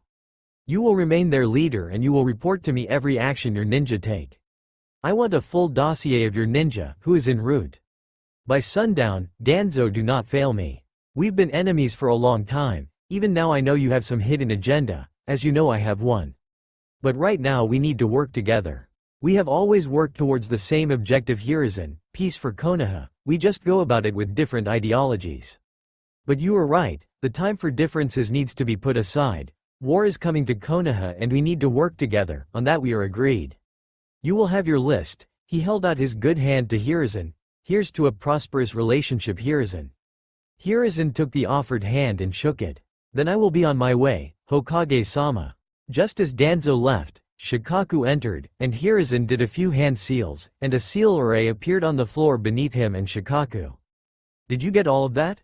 Shikaku nodded his head. Yeah, I heard everything. And what do you think? Danzo definitely has something planned. I wouldn't be too surprised to find out later that he conveniently forgot to place a few names on that list, or how widespread his operations really is. It's a risk we're going to have to take though if this information of yours is correct. Thank you, Shikaku, that will be all. Hiruzen was playing a dangerous game, but when you were the head of the leading superpower, anything you did was a dangerous game. I only hope I make the right choices. If he messed, more lives would be lost, but he needed to get control of his own village again. And that means dealing with the first pair of spies that came to the village, that I know of. And then Hiruzen shunshined away, appearing in front of what looked to be an ordinary ramen bar. Neji was on one knee, his clothes torn to shreds, and there were a multitude of scratches littering every corner of his body. None were very deep, and only a few were causing any serious damage, but he was almost out of chakra. He was at his team's training ground, and struggling to catch his breath. Man, Tenten, you are one tough opponent when you're serious. The training ground in question was in the same shape as Neji, heavily damaged with different weapons laying everyone, in the trees, in the dummies, which ones were even still standing anyway, and all over. Across from Neji was an equally exhausted Tenten, on both knees, her scrolls behind her, her fingers bleeding at the joints from controlling her weapons the way she did. Yeah, I know, I train and train and train. It is rather impressive actually, to be able to wield and control so many different weapons. You must be a savant. Stop trying to butter me up, now that I don't have pure murder. Want to tell me what the hell happened? A situation was happening outside the restaurant. I went to handle it, by the time I got back inside you were gone. Neji looked at the completely ruined bouquet of gardenias, to his right. I bought those in an attempt to apologize to you, but then you threw a dozen paper bombs at them. Tenten had the decency to blush and look away. Well, I thought you asked me on a date and ditched me. What else is a girl supposed to do? Neji gave her a blank look. Never forget Tenten's a very blunt person. Well, Ten-chan. Tenten's blush furthered at the nickname. Most girls don't wield weapons like a surgeon. And to be frank, I did ask you out on a date. It just went horribly wrong and I'm sorry. Oh, how the hell am I supposed to respond to that, Neji? You've never been so open before. What the hell's gotten into you? Not once today have I heard you say anything about destiny and fate. Neji laughed before falling on his back. Oh, nothing, Ten-chan. A poor boy with no clan and I got into a fight yesterday. He was weak, but held his convictions strongly to his chest. He beat me and called me a genius. It was a humbling experience. Tenten stared at Neji in disbelief. Someone from no clan actually beat Neji? And that news wasn't spread around the entire village by now? What the hell? So what does this mean now? Now? I take you on another date, one which I see to completion, and then like a proper gentleman I escort you home. Oh really? And who's to say I want to go on another date? By now Tenten had fallen on her back too, and was staring at the dwindling sun in the evening sky. Is that a no then? Fine, I guess you'll have the honor of taking me to Takumi's barbecue tomorrow. Before Neji could cry out his outrage at such an expensive place, a voice said, Dear Cammy, what happened here? Clank clank clank clank. Guy and Lee walked over to the tired ninja. It looks like you two did some heavy sparring in mine and Lee's absence. These new bodies are pretty solid. A young well-muscled man in maybe his mid-30s, reddish-yellow eye grinning over fanged teeth. This one knew how to wield a sword, and use the lightning style, a rouge from Kumoha. How about you, Jezebel? He turned towards his companion. The identified Jezebel, a busty fair-skinned woman wearing some sort of battle kimono, with blue eye and equally blue hair, shook her head. This one will do for now, but her boobs are gonna be a distraction. They're entering E-Cup at the moment, shit. But she seemed to be well versed in ninjutsu and genjutsu. A rouge from Iwa actually. Do you remember the mission, Alistair? Alistair laughed as his honed ears picked up on the sound of a moving caravan near them. Yeah, kill the boy, go to heaven. Haha, that should be a piece of cake, but before that why don't you and I try and see how good our new bodies are? Jezebel grinned and pulled out some senbon. I think that's a good idea for once. 20 minutes later, Alistair was wiping the blood off of his blade, a nifty-looking blade, running about 5 feet, before meeting a white leather-bound handle. It was sharp, if the multitude of dismembered bodies were anything to attest to. He whistled, "Man, this blade is sharp. I'd hate to be on the receiving end of it. How about you, Jezebel?" Jezebel, while licking some blood off her finger, and giggled. "These babies," she cupped her, "aren't gonna be as big a problem as I thought. She's not good up close in a melee, but damn does it feel good to rip these apes apart with my hands. Hey now, no eating the bodies, we want people to find these, spread a little bit of terror."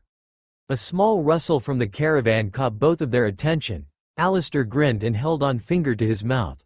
Leaping to his feet, he started sneaking to the caravan, and with a sudden movement he ripped off the sheet. He startled a dark-skinned 8-year-old who started scrambling back. Now, Alistair grinned, showing off all of his canines. "We aren't gonna hurt ya, no, you're gonna tell a story. See, my and my friend here, we're hunting someone, and more people are gonna die until we find them. You tell whoever finds you that this stops when this kid is found."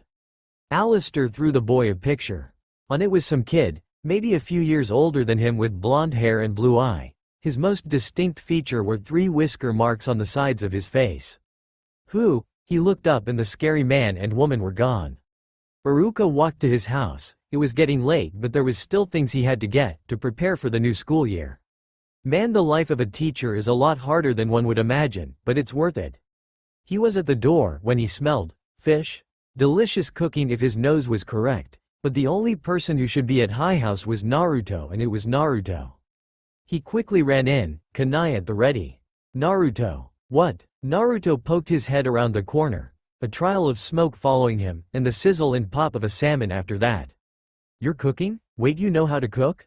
"I live on my own, and I do eat things other than ramen, it's just cheap and good. I rarely get the opportunity to cook with anything other than egg noodles." "Oh, well that makes sense I guess. Did you run into any trouble on your way here?" Naruto shook his head. "Nah, getting here was fine. Didn't take long until I found your pantry. Wanted to cook something I can actually make to say thank you." Iruka blushed slightly, and laughed, scratching the back of his head. "You didn't have to do that for me, Naruto, especially after the ramen bar, but thank you." "Well, you're letting me spend the night, Iruka-sensei, so I figured it's the least I can do." Iruka chuckled nervously as he held out another scroll. "Actually, this is for you, Naruto. The Hokage and I had an agreement. He's getting you a new house and you're staying here for the time being. I hope you don't mind, but I took the liberty of going to your house, if you'd even want to call it that, and sealed up anything I thought you think is worth keeping." This time Naruto didn't even try to stop the tears as they came to his face. "Iruka-sensei." Iruka smiled brightly. "I am a teacher above all else, Naruto. I philosophize putting your students above all else. And you are never going to achieve your full potential if you're stuck trying to provide for everyday life. There is a catch to this, however." Naruto's eyes narrowed ever so slightly. "And what's that, Iruka-sensei?" Iruka walked over to a stack of books. "I am to catch you up on all of the material and work that the academy has unfortunately neglected you. So when I said if you'd want to pay me back, graduate at the top of your class, well, apparently now you have to." Naruto was speechless, nodding his head. "Yeah, Iruka-sensei, I can do that." "Good, now Naruto, I need you to do me a favor." "Yeah, Iruka-sensei? Go change into those clothes I gave you and give me that horrendous jumpsuit.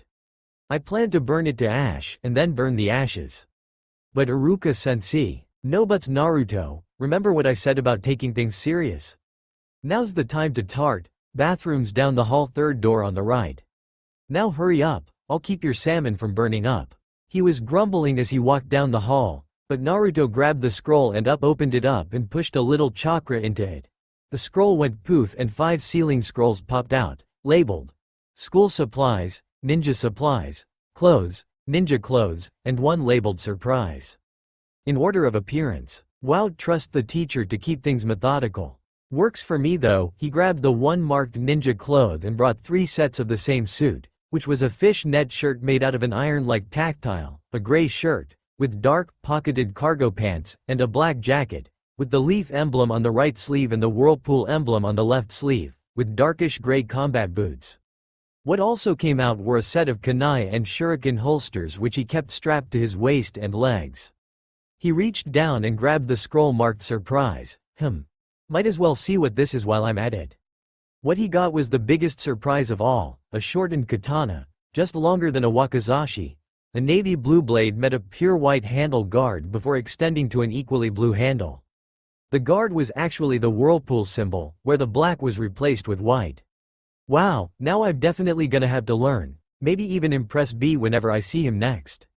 Thump, that caught Naruto's attention, because that sounded an awful lot like a body hitting the floor. Sheathing the katana, Naruto brought out a kunai and crouched, peeking his head around the corner. He couldn't see the kitchen or the adjoining dining room, but from what he could see, Iruka was out cold, his feet jut visible leading into the kitchen. "Come out, Naruto, it is only me." At the sound of Kami's voice, Naruto rushed into the room, her form less glowing than the last time he saw her. He immediately got into a bowing position. "Kami-sama, rise, young one, I apologize for putting your comrade here to sleep, but I felt what we were discussing should be in private. He will awaken once I live, I assure you." "No, it's okay, Kami-sama. Something tells me Iruka had a long day."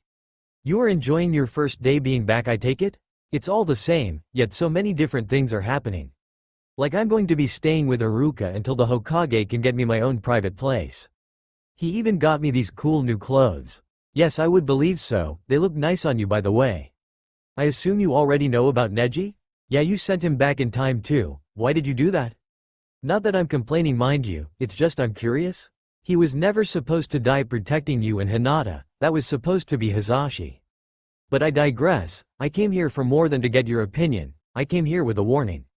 "A warning?" "Yes, it seems my brother has let some lower-level demons into this world with the prime objective of hunting you." Why would he do that?" "He believes, I imagine, that you being here with all of your future memories will make things too easy on you." "I cannot kill them, I'm not allowed to be here on this realm. I am only able to talk to you by giving a devout follower a fraction of my power. The best I can do to assure your safety is to warn you. I am still trying to figure out what they look like. I only know he sent two, and what their mission is." "Oh great, well I guess I shouldn't have expected things to be this easy." "Thank you, Kami-sama, for letting me know. Is that all?" "Yes, I do believe that is all. A word advice before I leave: I recommend training as hard as you can. You will need to be prepared for tough times ahead. Now I must be off, before I depart from this world, there are things I must attend to. Goodbye, Naruto Uzumaki Namikaze." And she left, Naruto watching her as she left. The moment she closed the door, Iruka shot up, taking a deep breath. "Ah, Iruka-sensei, you're up." "Naruto?" He looked around in confusion. "Yes? Is everything alright, Iruka-sensei? Sorry, I must have fallen asleep waiting on you, it's been a long day after all." "Oh, I see you found the surprise I bought you." "Yeah, thanks, but why did you buy the sword?" Iruka smiled sheepishly. "Well, Naruto, everyone in your class, at least those who have the highest chance of passing, have their own unique thing that gives them an advantage. Kiba, for instance, has Akamaru. Hinata her Byakugan. Choji's an Akamichi, so on and so forth. There's only so much your high chakra reserves can do for you, so I thought I would help give you an advantage over them." "Well, thank you, Iruka-sensei. I promise to learn as much as I can." "Oh, don't worry about that part, Naruto. I have a friend who's willing to teach you some techniques on wielding a blade after classes. An old friend who owes me favor, really. Now let's not worry about school for the night. We have this lovely salmon you cooked up to eat after all, and it'd be a shame to let it get cold." Naruto nodded and started cutting up the fish, a smile playing on his lips. "Naruto, wake up, you'll be late for school." Naruto woke with a start, rolling off of the couch with a loud crash, followed by an equally loud shit. It was 7 in the morning, and Naruto in his weary state realized he could have been asleep for another 20 minutes at the very least. Maybe 30 if he was feeling brave. But no, he was living with a school teacher for the foreseeable future, and Iruka was gonna make damn well sure Naruto was gonna be on time. And prepared, and made sure he did his homework and studied. Aw shit, what have I got myself into? "I am up, Iruka-sensei, please just be quiet." Iruka grinned. He had no intention of being a father till later in his life, but he thought this is what one must feel like. "Now, Naruto, I am going to go take the first shower. If I come back and you have fallen back asleep, I am grabbing a bucket of ice." And I will show no mercy. There's cereal in the cabinet above the fridge, or fruit on the table if you want a light snack. Oh, and good morning. Naruto sat up, his back stretching against the remarkably soft fabric of the couch before standing up. Well, a good night's sleep is better than what I got at my old house, plus I might actually be able to take a warm bath. But before that there's something I need to see if I can do. Naruto stretched his still sleeping muscles, and sat down in a meditative stance, closing his eyes and breathing deep. I should be able to reach my mindscape by meditation. When I was this young, the only time I managed to meet Kurama was when I was knocked unconscious. But that's besides the point, I need to talk to her. He started breathing out at an even rhythm, long deep breaths until his sense of time started to blur, and the noise of the apartment, Iruka whistling while taking a shower, some random person walking their dog, started to fade away. He felt like he had been at this for at least 30 minutes, before all sound faded away entirely, and he opened his mind to see the sewer he was so familiar with. The bronze pipes leading straight to his favorite fox. Yes, I did it. Now I just need to find Kurama and explain to her that. Yes, I know she's a woman, that I'm from the future and I need her to open a mental link. That should be easy, all before Iruka gets out of the shower. Great, now I haven't had to do this much in a while, but I need to following the pipes and I should appear in front of her cage. Naruto followed the dimly lit sewer entrance, wondering if there were anything he could do to change it, but for now he would stick to his simple goal: talk to Kurama, figure out some sort of training regimen, and now learn how to wield a sword. So much is already different than my past. I stopped a mob, I'm staying with Iruka. If he's to be believed, Hokage Gigi is more confident, Neji's going to make things different as well.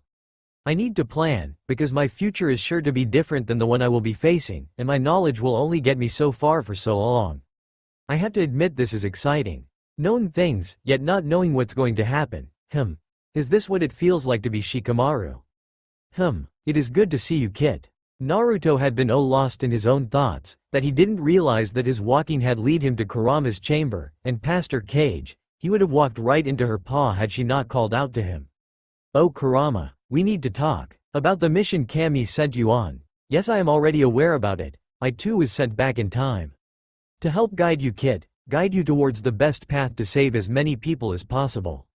Naruto just blinked at the giant fox. Oh, well, that makes things considerably more easy for me. Saves me the confusing argument and debate. Kurama let out a barking laugh. It is good to see you, Kid. I must admit that not feeling the mental link has left me a bit disorientated. So then why haven't you set it up yet? Kurama grimaced, letting a slight bit of chakra leak out, small tendrils of her demonic chakra reaching for Naruto. They got within an inch away from the bars before the seal glowed and they disappeared. Your seal is too strong. Without you willingly calling upon my chakra, I don't have the strength to set it up, and you don't have the control to use it yet. In your past it was the battle of the bridge.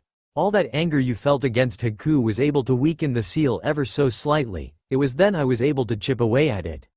Maybe things will be different, but at the moment it's going to be a while before the seal's weak enough this time around. What if I just tear away the seal, like I did beforehand? I would advise against that for the time being. When you did it last time, your body had completely adapted to my chakra.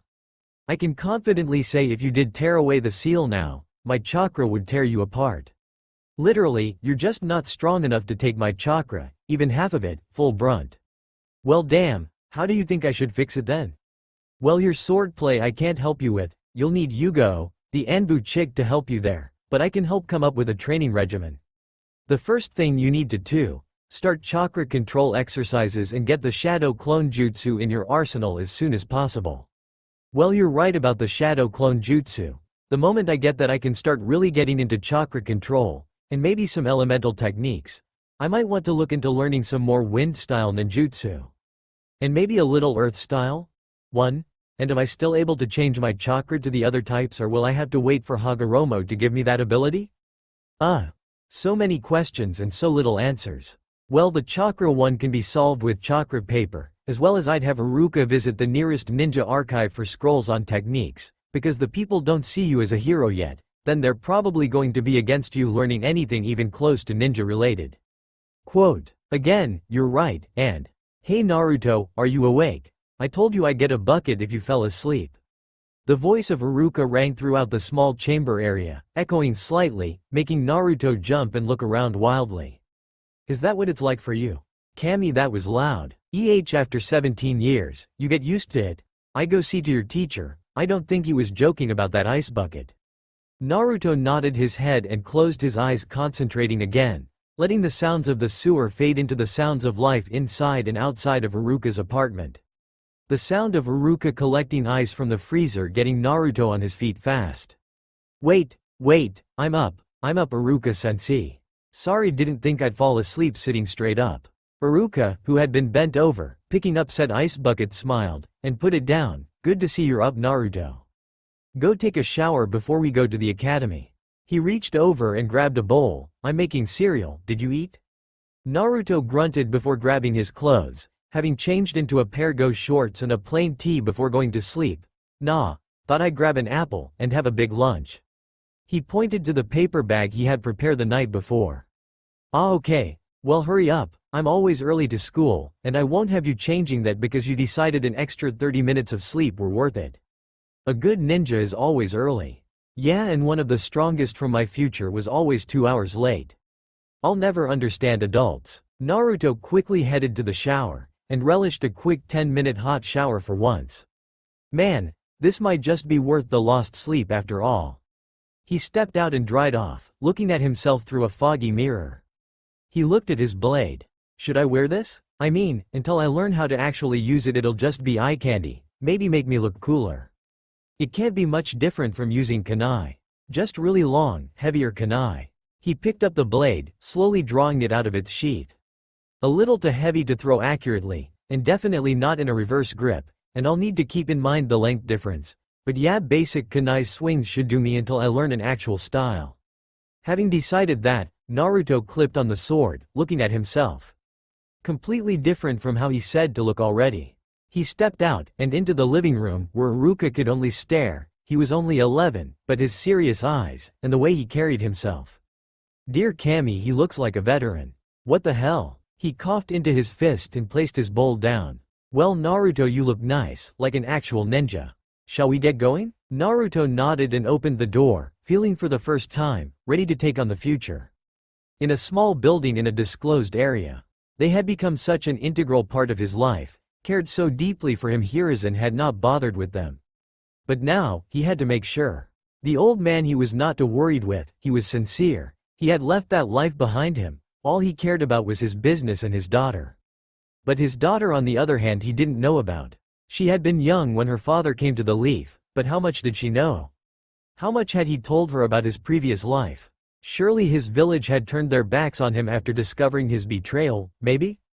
Hiruzen just didn't know. Hiruzen walked into the room, Ichiraku staring at the wall opposite to him coldly, a small cardboard box in front of him.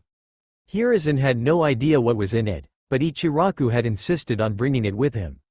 Analyses showed it wasn't any sort of explosive. Do you know why you are here? You learned I used to be a spy for Iwa and you are trying to discern where my loyalties lie. Short and to the point and honest. Oh, that's a rather blunt declaration, Ichiraku-san. You think I've given up that life, so I'm giving you the same courtesy, Hokage-sama, the truth. If you believed otherwise, I would be talking to a trained interrogator instead of you. Here, this will give you everything you need to know.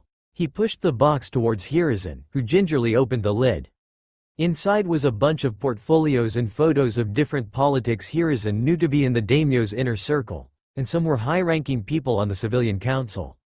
And at the bottom he found an IWA headband next to a ninja identification card. It read, Tukugani Ichiraku, rank. Tokubetsu Junin, specialty. Alchemy, medicine and poison. The picture depicted a very serious, a very young Ichiraku wearing the signature Iwa red uniform as well as their flak jacket. The rest of the papers were a list of missions he had gone on, the last one reading. Long-term B-ran infiltration of Konohagakure no Sato. Seeing Hiruzen reading the list, Ichiraku spoke up. My last mission given to me by the Tsuchikage was to infiltrate Konoha and to give him regular reports of high-ranking officials as well as tell him the opinion of the general public. I think he was going to try and start a smear campaign against you, Lord Hokage, and try and lead a revolt. Though I was never told, so that is just my opinion. And did you follow through with those orders? Yes, for a Time Lord Hokage. I decided the best way to do so was by opening a ramen stand and using my father's old recipes. He was famous among old war veterans back in Iwa when I was growing up. I was to maintain my cover at all cost. Then we entered the Third War. By then Ayame's mother was pregnant and I began questioning things. Iwa called on me to try and sabotage Konoha from within. You know, small things to try and disrupt the chain of command. But Shiesa-chan, she found out. I told her the truth. I don't know, that woman had a way with words, and she fully believed that Konoha would win the war.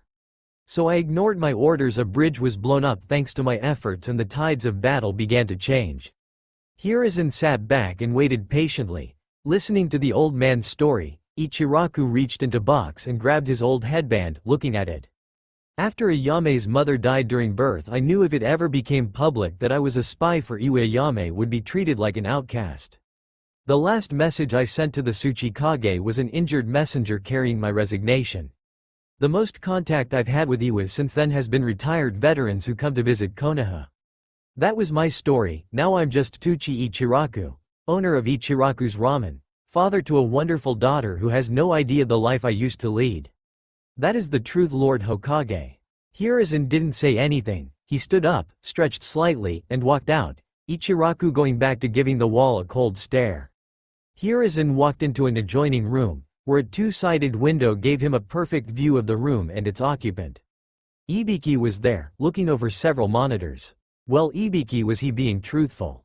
Ibiki looked back to Hiruzen before handing him a clipboard. Yes, Hokage-sama, very truthful.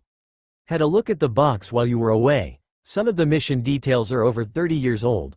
Looks like he never did any serious damage to Konoha, but he may have been the cause of death for several ninja during the Second War. All under the Tsuchikage's orders, because it doesn't look like he harbors any animosity towards us. What do you want to do? Well, by rights, we should have him imprisoned, but he gave up his life for his daughter, who by all rights is a Konoha citizen. And I believe him when he says she's not part of his old life. Keep up on the other spies, especially those who came in after the Kyuubi attack. For now I'll let him go and keep him under surveillance, see if anything changes. He walked in the room and sat down staring at Ichiraku, who stared right back, not even flinching. I should charge you with treason, espionage, and a whole litany of crimes we think you may have committed during the Second War. But I won't. He looked towards Ibiki and made a motion with his hand, a horizontal slash across his throat, signaling to cut the audio and video feed.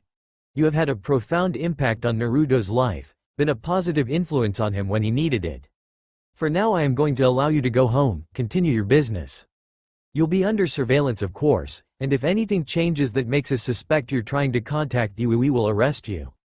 Understood? Ichiraku nodded, and grabbed the box, looking into it before sliding it over to Hiruzen. Thank you, Hokage-sama. Please burn this at your earliest convenience. Naruto was unsurprisingly the first one to the classroom, Iruka having gone to some other place to prepare for his first class. Well, this is rather boring. Class doesn't start for another 30 minutes and I don't know when anybody else is supposed to be here. Great, well maybe I can catch up on some sleep.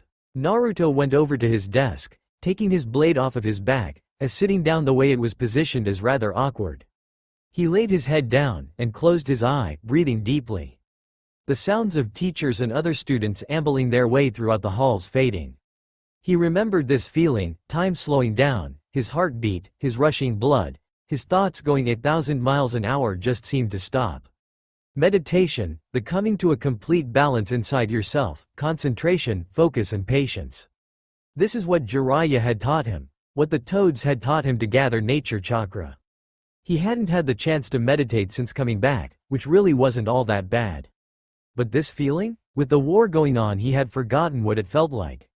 It had been too long, and just at the precipice of his senses, almost unnoticeable except for those who knew it was there.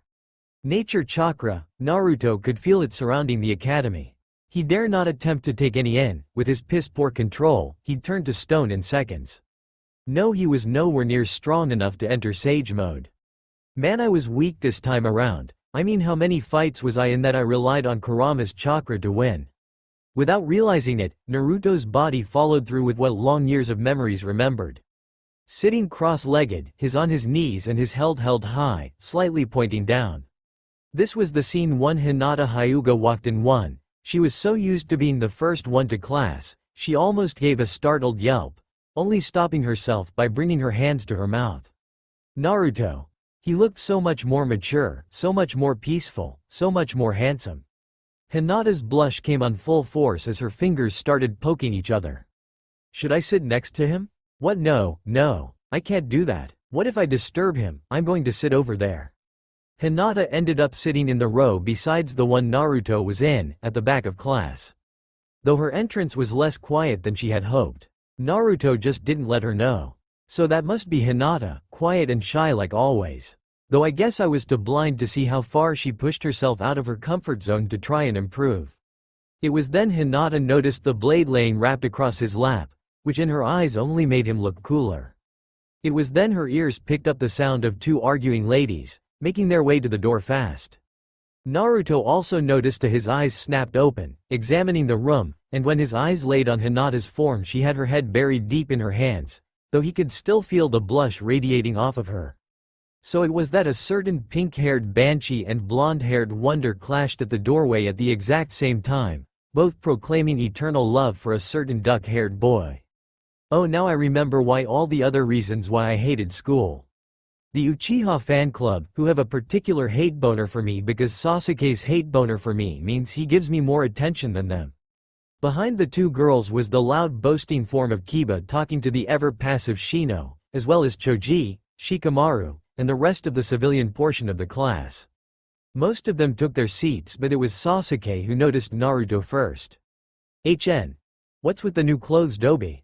Finally pick up a sense of fashion and ditch the orange? That got the class's attention as all eyes went from Sasuke to Naruto, who stared back with a blank face. He raised his arms in aid. Yeah, Sasuke, I decided that I was gonna take this serious. Which meant actually dressing for the job I want. Problem? No, just an observation. Though you'll never amount to anything compared to me. Like a silent cue, all of Sasuke's fangirls started freaking out about how cool he was, and how lame Naruto would always be. Right, Sasuke's also a major, arrogant, pompous prick. And I'm going to have to deal with this for at least a year. At least until he tries to go to Orochimaru. IIITH think you re-PR pretty cool NN Naruto-kun. It was said so quietly, almost inaudible, but Naruto's refined hearing picked it up. His eyes cut to Hinata, who was still blushing, but he knew her voice. Keep talking tough, Sasuke, I actually trained during the break. You'll see how much stronger I've gotten during the afternoon sparring session. The whole class broke out into UHS and AHHSS at Naruto's declaration, which in the classroom was basically like declaring war. Everyone knew that Naruto and Sasuke had somewhat of a rivalry going on, though no one knew why Sasuke was so fixated on Naruto. Alright kids, return to your seats. Iruka walked in, with a new instructor behind him, thought Naruto knew him as Mizuki. He was a stranger to the rest of the class. He entered the class and gave it a once-over, stopping on Naruto and scowling for a brief second. Naruto caught his look, and simply winked at Mizuki. This is Mizuki class, he will be my assistant and your taijutsu teacher for your final year here. Now I know that you all had fun over your break, but I must see who remembers what from last year, Mizuki if you will. Mizuki handed out pieces of paper to the students, a small test the class realized with many complaints and groans. And as he passed, Naruto saw the sly smirk Mizuki tried to hide as he handed Naruto the test. Naruto immediately saw the reason. The questions on his test were not anything a Chunin could answer, let alone an academy student. Naruto could answer these questions no problem, but that's because he literally had future knowledge. Without saying anything, Naruto picked up his pencil and answered the questions in record time. Mizuki scowling as he saw the blank expression the demon brat was wearing. Don't tell me the fox knows the answers. He scowled deeply, glaring at the blonde. Is everything alright, Mizuki-san? Mizuki turned towards Iruka, and smiled. Yeah, everything's fine, Iruka. Say, how about you start prepping for today's lesson while I grade the class's answers, huh? Split the work? Iruka nodded his head. Oh thanks, Mizuki-san, that would be a big help. Hey, what are assistants for, right? Iruka turned around and started writing on the board behind him. Hey Iruka-sensei, I have a question? Without turning around, Iruka replied, now Naruto. Any questions will be answered after the allotted time is up, okay? But Iruka-sensei, when did we go over Sojoro Akimichi's revolt during the Second Ninja War? And how Izama Muchiri thwarted his plan with a senbon? At the Iruka stopped, in fact most of the class stopped, he turned around confused. What are you talking about, Naruto? You were supposed to learn that during this year's course. Mizuki paled ever so slightly. Since when did the Kyuubi brat complain about his test? He had never done that before according to Iruka's past assistants. I'll check it out. Iruka, continue please. Iruka narrowed his eyes before stepping back. And the other instructors are going to try like hell to make sure that doesn't happen. Naruto's words from yesterday came back to Iruka and his eyes darted over to Mizuki for half a second. It's alright Mizuki, I'm finished anyways. Naruto, come here, let me see your test. Naruto quickly stood up, making sure his blade stayed hidden out of sight. He was saving that as a special surprise for sparring. He quickly made his way to the front. Handing his paper to Iruka, Naruto just kinda stood there awkwardly. Mizuki-san, it seems you handed Naruto the graduation test instead of the one he was meant to have. How strange, how did it end up there? Mizuki laughed nervously, must have been an accident. I am sorry Iruka-san, Naruto-san, it won't happen again. Inwardly Mizuki was cursing the both of them. Damn him, making me apologize to the demon of all things. Iruka laughed, it's fine as long as it doesn't happen anymore. Take your seat Naruto, and bring this with you. Handing Naruto the actual test he was meant to take, Iruka looked towards Mizuki with a forced smile. You know Mizuki-san, I don't want to doubt your ability as a teacher, but I think I will grade the test while you're out making sure what the kids remember from their previous taijutsu instructor last year. Mizuki nodded his head slowly, a pained look on his face. Yes Iruka-san. 30 more minutes passed before Iruka went around and collected the paper. Alright class, there's going to be a small break while I collect my notes. Take 10 minutes to stretch and whatnot while I finish, okay?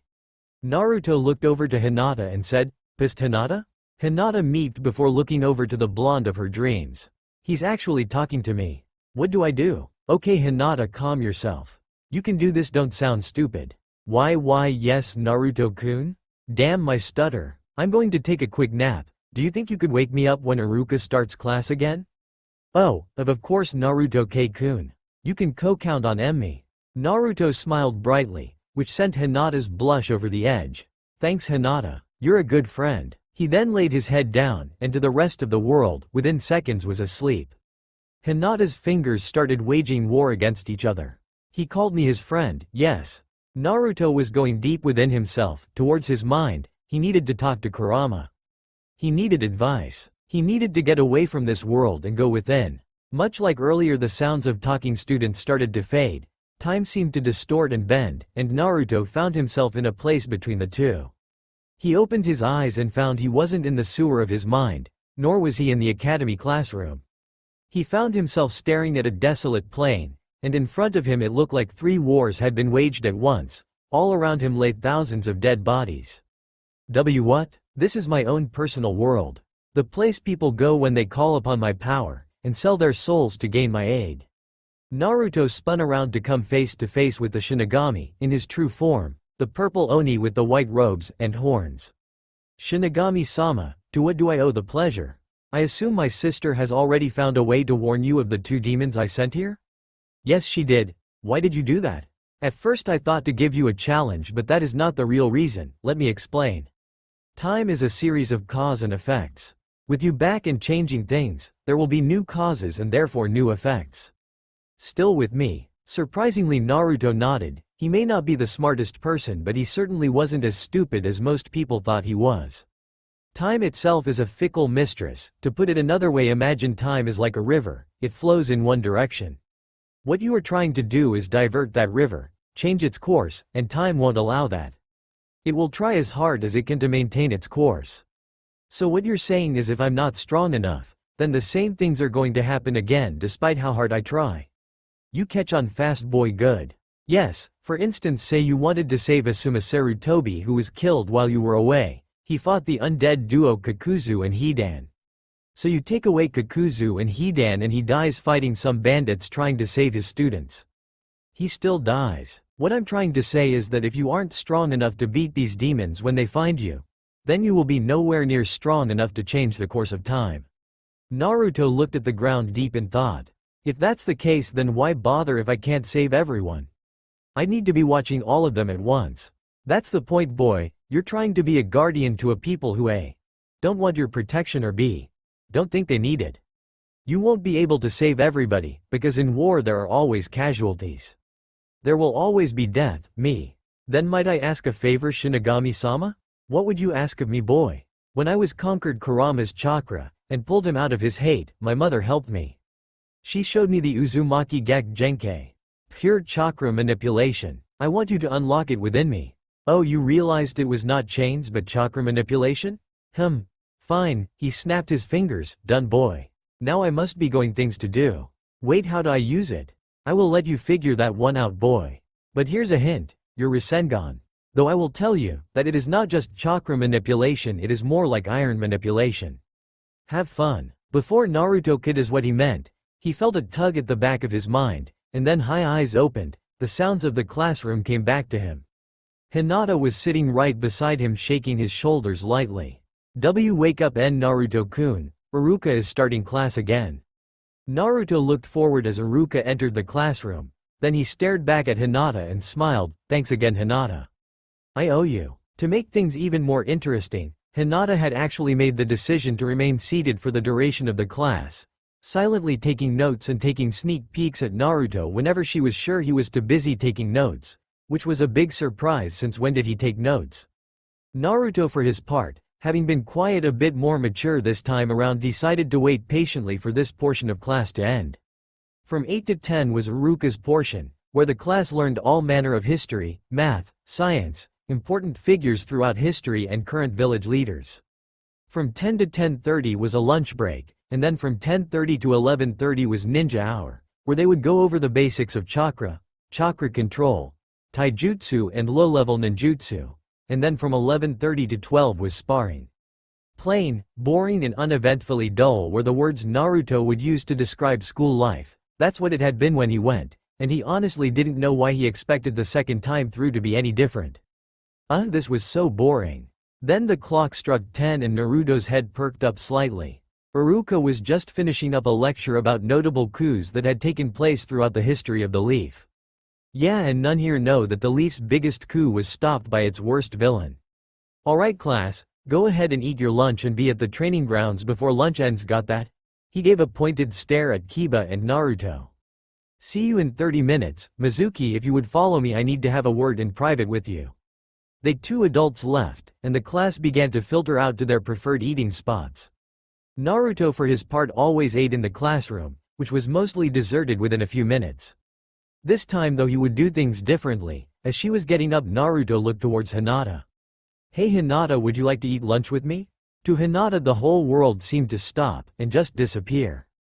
Here she was, having finally managed to sit next to the guy of her dreams, and now he was asking her to eat lunch with her. He wants me to eat with him. Oh, my cameo, my cameo, my cameo, my cameo, my thump, and she's out like a light. Wow, was this really how much I could influence her back then? His mind went to her Chunin fight with Neji. I guess I have had a profound impact on her. And now I have to wake her up. What to do? Oh, I have an idea. By now the entire classroom was empty save for one blonde and a blue-haired girl.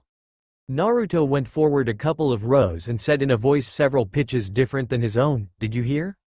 Naruto asked Sakura out on a date and she said yes. They're on their way to Ichiraku's right now. Like a switch, Hinata was sitting up, a fire in her eyes. Red rum. She was looking around wildly before Naruto walked up holding his lunch bag. Hey Hinata, you're awake. You gave me quite the fright. I was just about to go get one of the teachers. Are you feeling alright? Naruto had crouched down to get a closer look at Hinata, whose face got redder the closer he got. She quickly backpedaled away, trying to get her heart to slow down, and her face under control. No, it's okay Naruto-kun. I am fine really. Naruto smirked. Okay then Hinata. If you can tell me something about yourself without stuttering, I'll believe you. Oh Kami, he probably thinks the stutter is annoying. But it's not like I can help it. Hinata took a deep breath and steeled herself. I have a younger sister named Hanabi. I did it. Naruto nodded his head. Nice, I don't have any family. What's it like to be an older sibling? Hinata smiled and looked at the ground. Well, fulfilling, I guess? Hanabi is so young and doesn't understand the world, but because my clan thinks I'm weak they've been grooming her to be clan heir for a while. But she's so young and impressionable. I don't often get to act like the older sister I ought to be. She's so mature. Not one stutter. Naruto was impressed. It appears when she's talking about something she believes in deeply she's more confident. Let's keep this going. What do you mean your clan thinks you're weak? Don't they know you're like the top female of your class? It was true. Even though Sakura had the slight edge when it came to book smarts, she didn't hold a candle to Hinata on the battlefield. I'm a very meek person, I guess. I don't have a lot of self-confidence. Every time I feel like the spotlight's on me I freeze up. Hinata shook her head. That's why my clan thinks I'm weak. Because I don't act all hot-headed like Sasuke does. Naruto shook his head. It's a damn shame is what that is. The Hyuga clan have the Byakugan said to let them see everything. Yet they can't even see how awesome you are, Hinata. Hinata's blush came back full force, even redder at the compliment. OTH, thank you Naruto K-kun. And with her blush comes her stutter. Though I have to admit it's kind of cute. Ring ring ring. Oh, looks like we need to get to the sparring grounds, but let's do this again, huh? Tell me Mizuki, what do you think of Naruto Uzumaki? What about him? Mizuki was barely able to hold in his disgust. Of course he hated that thing. His whole purpose of joining the academy had been to make sure it never passed. The fact some greedy rich guy was willing to pay him for it only added money to an already great deal. Most in the village see Naruto as the fox, and I wanted to know where you stood. Because in my classroom his isn't a boy, he isn't some great fox demon, he is my student, and as a teacher it is my duty to make sure he reaches his full potential. I see him for the young child he is. But what about you? Mizuki laughed good-heartedly. Look Iruka, if this is about his test I'm sorry, it was an honest accident. It won't happen again. Iruka's eyes narrowed. You see, I don't believe that. I don't believe you, Mizuki. So I will be keeping an eye on you. Your job is to teach my class, all of my class, how to fight and use basic weapons. If I feel or see for one moment that there is prejudice going on for any reason I will have you fired and get myself a new teacher. Understood? Mizuki smiled with all of the confidence and bravado of a fool. Yes Iruka, please do tell me where you will find a teacher that will even call Naruto by his name, let alone even think about teaching him? I came here with a job, and I intend to do it regardless of whose class what I'm teaching. Iruka took a step back, took a deep breath and said, if I have to fire you, then I will do the teaching myself if it comes down to it. Do not forget Mizuki, that at the end of the day I can make that decision and if needs be I will make that decision. He turned around and headed towards the doorway. Now I finished all of those tests, and have some free time, I think I would like to watch you teach. I'm sure that won't be a problem now, will it? He stepped out and Mizuki scowled deeply, rage clear on his face. Who the hell does that man think he is to threaten the likes of me? I have the entire civilian council baking me on this mission, and he will regret that when they come knocking down his door. I swear I will be the end of him someday. Mizuki took a deep breath to try and calm his frazzled nerves. Calm yourself Mizuki, you've got an entire class of children and one thing to teach. I'll have my chance to sabotage it later. From behind him Mizuki never saw the shadow flicker ever so slightly, nor did he see the figure who had been watching the entire conversation leave. Alright everyone, you know how this works, partner off with someone, contact sparring only, no ninjutsu, no genjutsu and… Naruto drowned Mizuki out, trying to center himself. He had heard this hundreds of times. He now had his sword on full display strapped to his waist instead of his back, which was what most of the students of his class had been staring at. When Mizuki finished it was Kiba who pointed it out first. Okay Naruto, what the hell is up with you? First you ditch your orange jumpsuit which was basically your staple and now you have a fucking sword? Naruto grinned and pulled it out an inch so that light glinted off the metal. Well Kiba, like I said, I'm taking becoming a ninja serious, which means I gotta have my own unique thing. You guys have your clan techniques and Sasuke has an entire clan library to study from. But no one here uses a blade longer than a kunai. So I thought I might do that. I haven't learned any more than basics with this thing, but it'll do in a spar. Right sense? Naruto looked over to Iruka, who held out his hand. Let me see it Naruto. They had agreed to make it look like it had been Naruto's idea instead of Iruka's. He gently placed the sheathed blade in his open palm. In one quick motion Iruka had the blade out, examining its sharpness. He then resheathed the blade, and pulled out some string, tying a basic X over the sheath and handguard. I will allow it, Naruto. If your opponent is allowed to use blunted kunai, then I don't see the harm in a wooden sword. No drawing your weapon or you'll be disqualified though, understood? Hi Iruka-sensei. This was the time everyone had been waiting for, the first fight. Everyone knew what would happen. Iruka would ask for some volunteers, to which Sasuke would challenge Naruto. The blonde idiot would accept like he had always done, then he'd get his ass kicked, like always. This was a spectacle that never failed to lift the class's spirit after arduous hours in the classroom. Alright class, first we will do 1 versus 1 spars. Are there any volunteers? Sasuke jumped into the ring and pointed at Naruto. I challenge the Dobi. I want to prove that his words were just empty talk earlier. Naruto smirked and stepped into the ring. Fine Sasuke, I accept your challenge, and when I kick your ass from here to Suna and back I don't want to hear you complaining. Iruka stepped in between the two. Alright you two, that's enough. I want a clean fight, no ninjutsu allowed. No low blows, no cheap shots. First to exit the ring or give up, loses, and when I call the match that means stop, understood? Both boys glared at each other and in unison said, Hi Iruka-sensei. Iruka looked to Naruto, who had his feet spread shoulder-length apart, wielding his blade perpendicular to his body. Sasuke was in the common Uchiha fighting stance. He raised his left hand, chopped the air, jumping back shouting, Hajime. Much like the class was expecting, Naruto charged Sasuke, raising his blade and swinging down when he was in range. Sasuke had brought out a kunai during Naruto charge, and blocked the sheath and grinned. Just because you have a new weapon doesn't mean it makes up for the difference in our power, Dobi. Sasuke quickly ran his kunai down the length of the sheath, before raising his hand up fast. A basic disarming technique, but it worked. Naruto's weapon flew from his hands and into the crowd of students. Outside the ring, Naruto wouldn't be able to use it. Ah well, it wasn't to last anyways. Naruto did a quick backflip away from Sasuke. Well, that was a neat trick, Sasuke. Disarming a beginner from his weapon, such skill. Are you going to keep talking like a dog with his tail between his legs, or are you going to fight, Dobi? Oh geez, that's exactly what I was thinking, Sasuke. But then I realized I really can't hit a lady, it'd be dishonorable. That got the class snickering, and an annoyed mark appeared over Sasuke's eyes. Come say that to my face, idiot. You always tell me to come to you, but I don't see you in any rush to get near me, Sasuke. Could it be? Are you afraid of me? Sasuke growled. Like hell I'd ever be scared of a loser like you. He charged straight at Naruto, which Naruto grinned. Temper, Sasuke, such things make you predictable. Within a second Sasuke was in front of Naruto, swinging wildly, left jab, feint right, kick to the abdomen.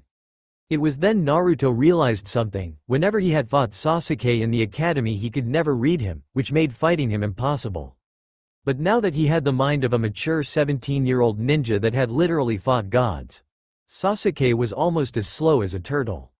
Naruto was ducking and weaving and rolling out of the way. Much to the class' surprise, the only strategy Naruto had ever employed was to take the hits and try and outlast his opponents. Wear down their stamina, and take them down when they were too tired to defend themselves. But this? Actively trying not to get hit? Showing some skill. He must have done some real intensive training over the summer. This was said by Shikamaru as Naruto caught one of Sasuke's fists and returned fire with a sweeping kick. So Sasuke, believe me now when I say that I am nothing like I was last year? I will admit you are slightly better, but that's all, you're still a clanless loser. No Sasuke, I have a surname, I'm an Uzumaki. Probably the last Uzumaki alive, just as you are the last Uchiha. That's different, Naruto. Sasuke threw a couple of practice shuriken in an attempt to catch Naruto off guard, to get close. It didn't work. Naruto easily sidestepped the kunai and ducked under Sasuke's flurry of blows, using a strong palm thrust to push him back. You're right, it took villages combining their armies to kill my clan, whereas it took one man to do in yours. The entire class went deathly quiet as Naruto said that. Even the bugs stopped buzzing. You could have cut the tension and silence with a rusty butter knife. How dare you? Sasuke had given any form or grace, Rage had completely taken over his form. He charged Naruto, fully intent to beat the blonde idiot to death. He thought he knew Sasuke's pain? He didn't know what it was like to have everything, then it be taken away in one moment. He didn't know what it was like to sit up late at night thinking about nothing but pure murder of your older sibling. He would teach the blonde the meaning of suffering, for that remaker rules and laws be damned. He was Sasuke Uchiha, the last loyal Uchiha of the Leaf Village. The council bowed down and kiss his ass if it meant keeping the Sharingan in the village. They wouldn't care about some poor orphan. Those were Sasuke's thoughts as he pulled out a real kunai, not the blunted pieces of shit they were supposed to have. No, this one was pointed and sharp, and kill-worthy. Naruto learned this the hard way as he went to block one strike and ended up with a nasty-looking cut on his right forearm. Iruka decided at that point he would step in, but then he saw the look in Naruto's eyes. Something in them made him pause for just a split second. He didn't see fear in them. Hell, he didn't even see them register the pain of the cut. He saw sadness as Naruto gazed upon Sasuke's huffing form. Then behind that he saw the determination. Naruto held out one hand, the hand holding his kunai, and dropped it and pointed to Sasuke. I bet you feel so big and bad holding that, cutting me and making me bleed, but look at this. He held up the hand that had been cut, as it had seemingly closed up all on its own. I'm an Uzumaki, I have a regeneration factor. If you think you can do that little trick, Sasuke, then by all means come on. That was all the invitation Sasuke needed as he charged Naruto.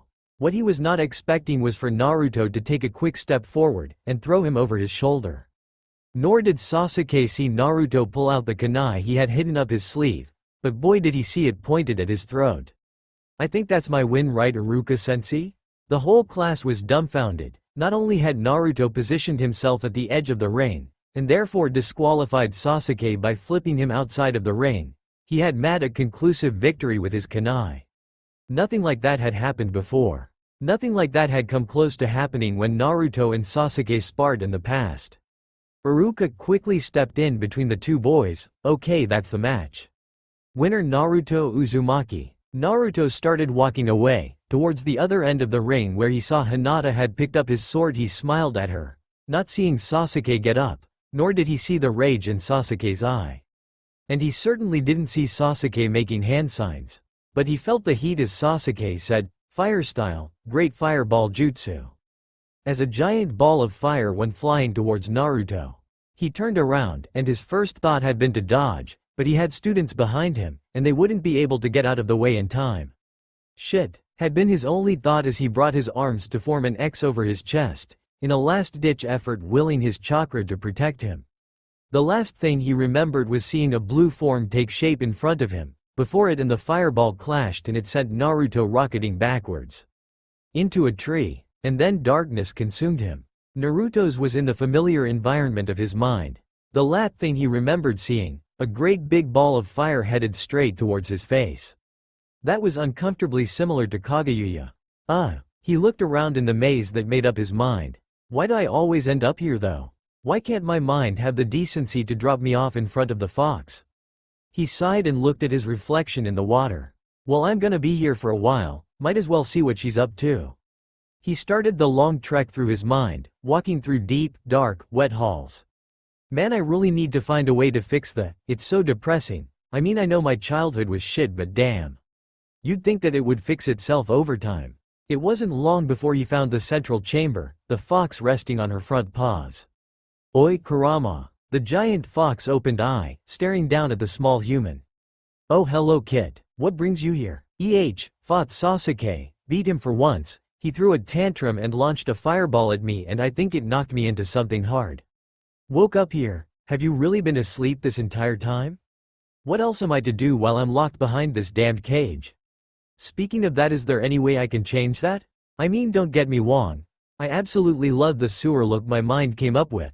A real work of art there, but I think it could do with some renovations. What do you think? It's your mind, kid. Kurama shrugged her shoulders. I'm no Yamanaka, but I think if it's going to change it needs to be done by you. Naruto stared dumbfounded. Wait, are you being serious? How would I do that? Again, your mind. Just think really hard, that's the best I could come up with. It can't be that easy, can it?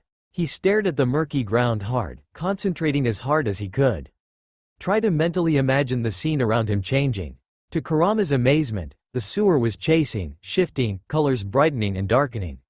The bars phasing out of existence, then coming back. Naruto's eyes were clenched tight, and the sewer started shaking, like an earthquake was happening. He's not just changing his mindscape, he's changing how his mind views things. From Naruto a bright light started growing, dim at first but soon expanded to look like a small sun, blinding Kurama, and so hot. Kurama was naturally attuned to fire, but this was different, like something was trying to burn her soul. When the light finally went away, Kurama realized she was the size of a large bear, but that wasn't the biggest surprise. The sewer was gone. Naruto opened his eyes and grinned, "Ha! I did it. What do you think, Kurama?" Kurama was too stunned to respond. The sewer had gave way to a beautiful traditional rock garden, cherry blossom trees spread throughout, a small wind leaving a constant trail of falling petals.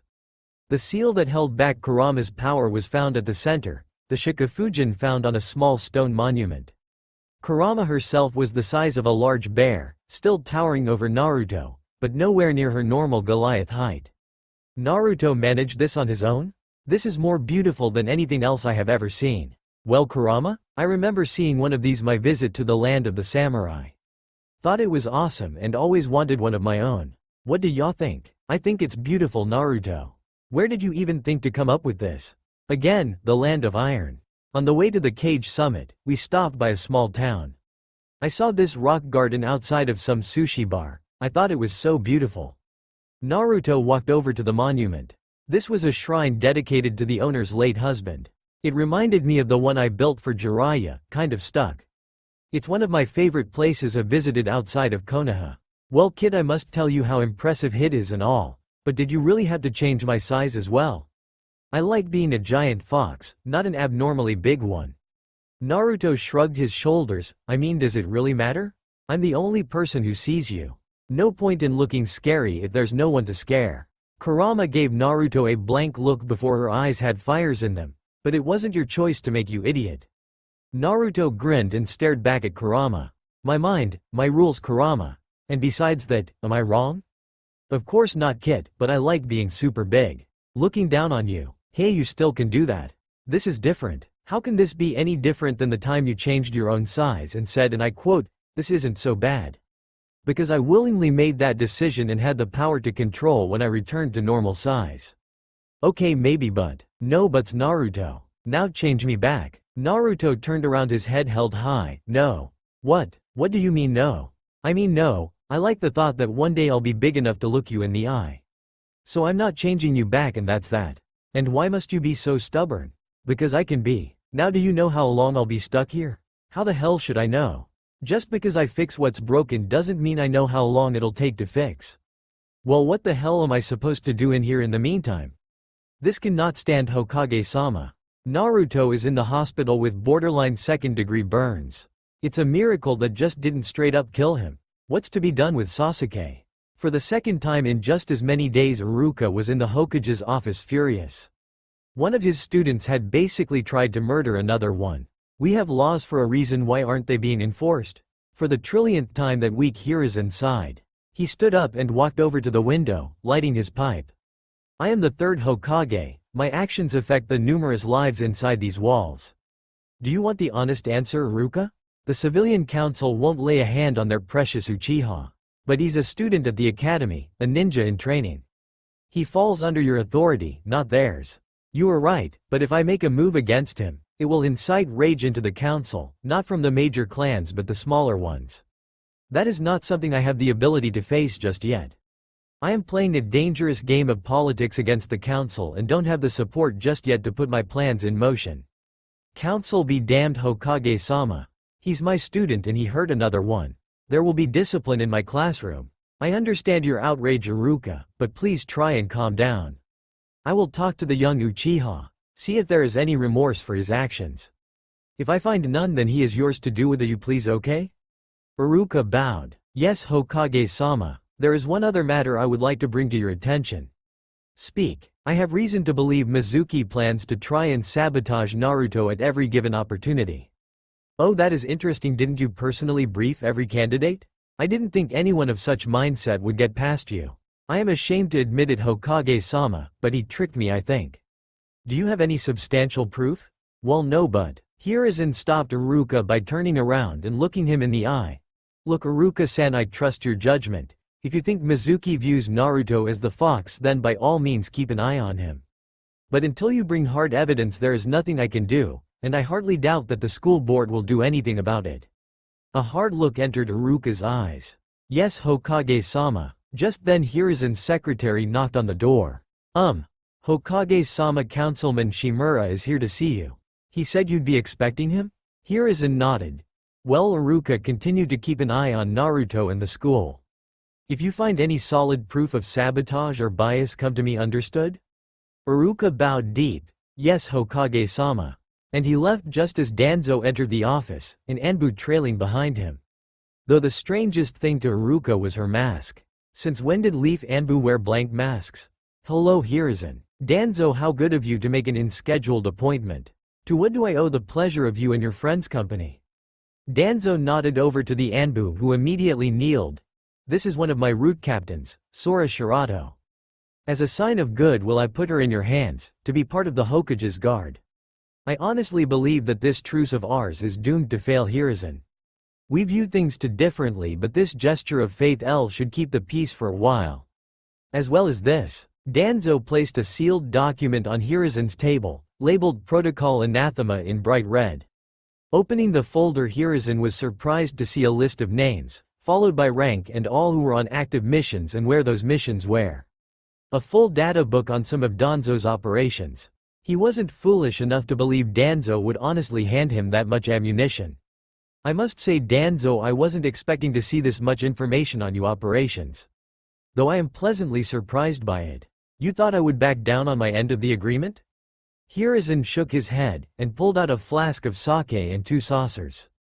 No, Danzo, I expected a little bit, just not this much. He poured some sake into the saucers and passed one over to where Danzo was sitting. He raised his up and said, to yesterday's enemies and today's friends. Danzo lifted his up and said, agreed. Iruka left the Hokage's office and was surprised to see Mizuki was there waiting for him. Hey Iruka-san, judging by your reaction, thing didn't go so well with the Hokage? Iruka shook his head. No, there's nothing he could do without sparking outrage in the council. Mizuki scowled. That's a damn shame, that's what it is. It's pitiful that Uchiha-san can put another student in the hospital and get off scot-free.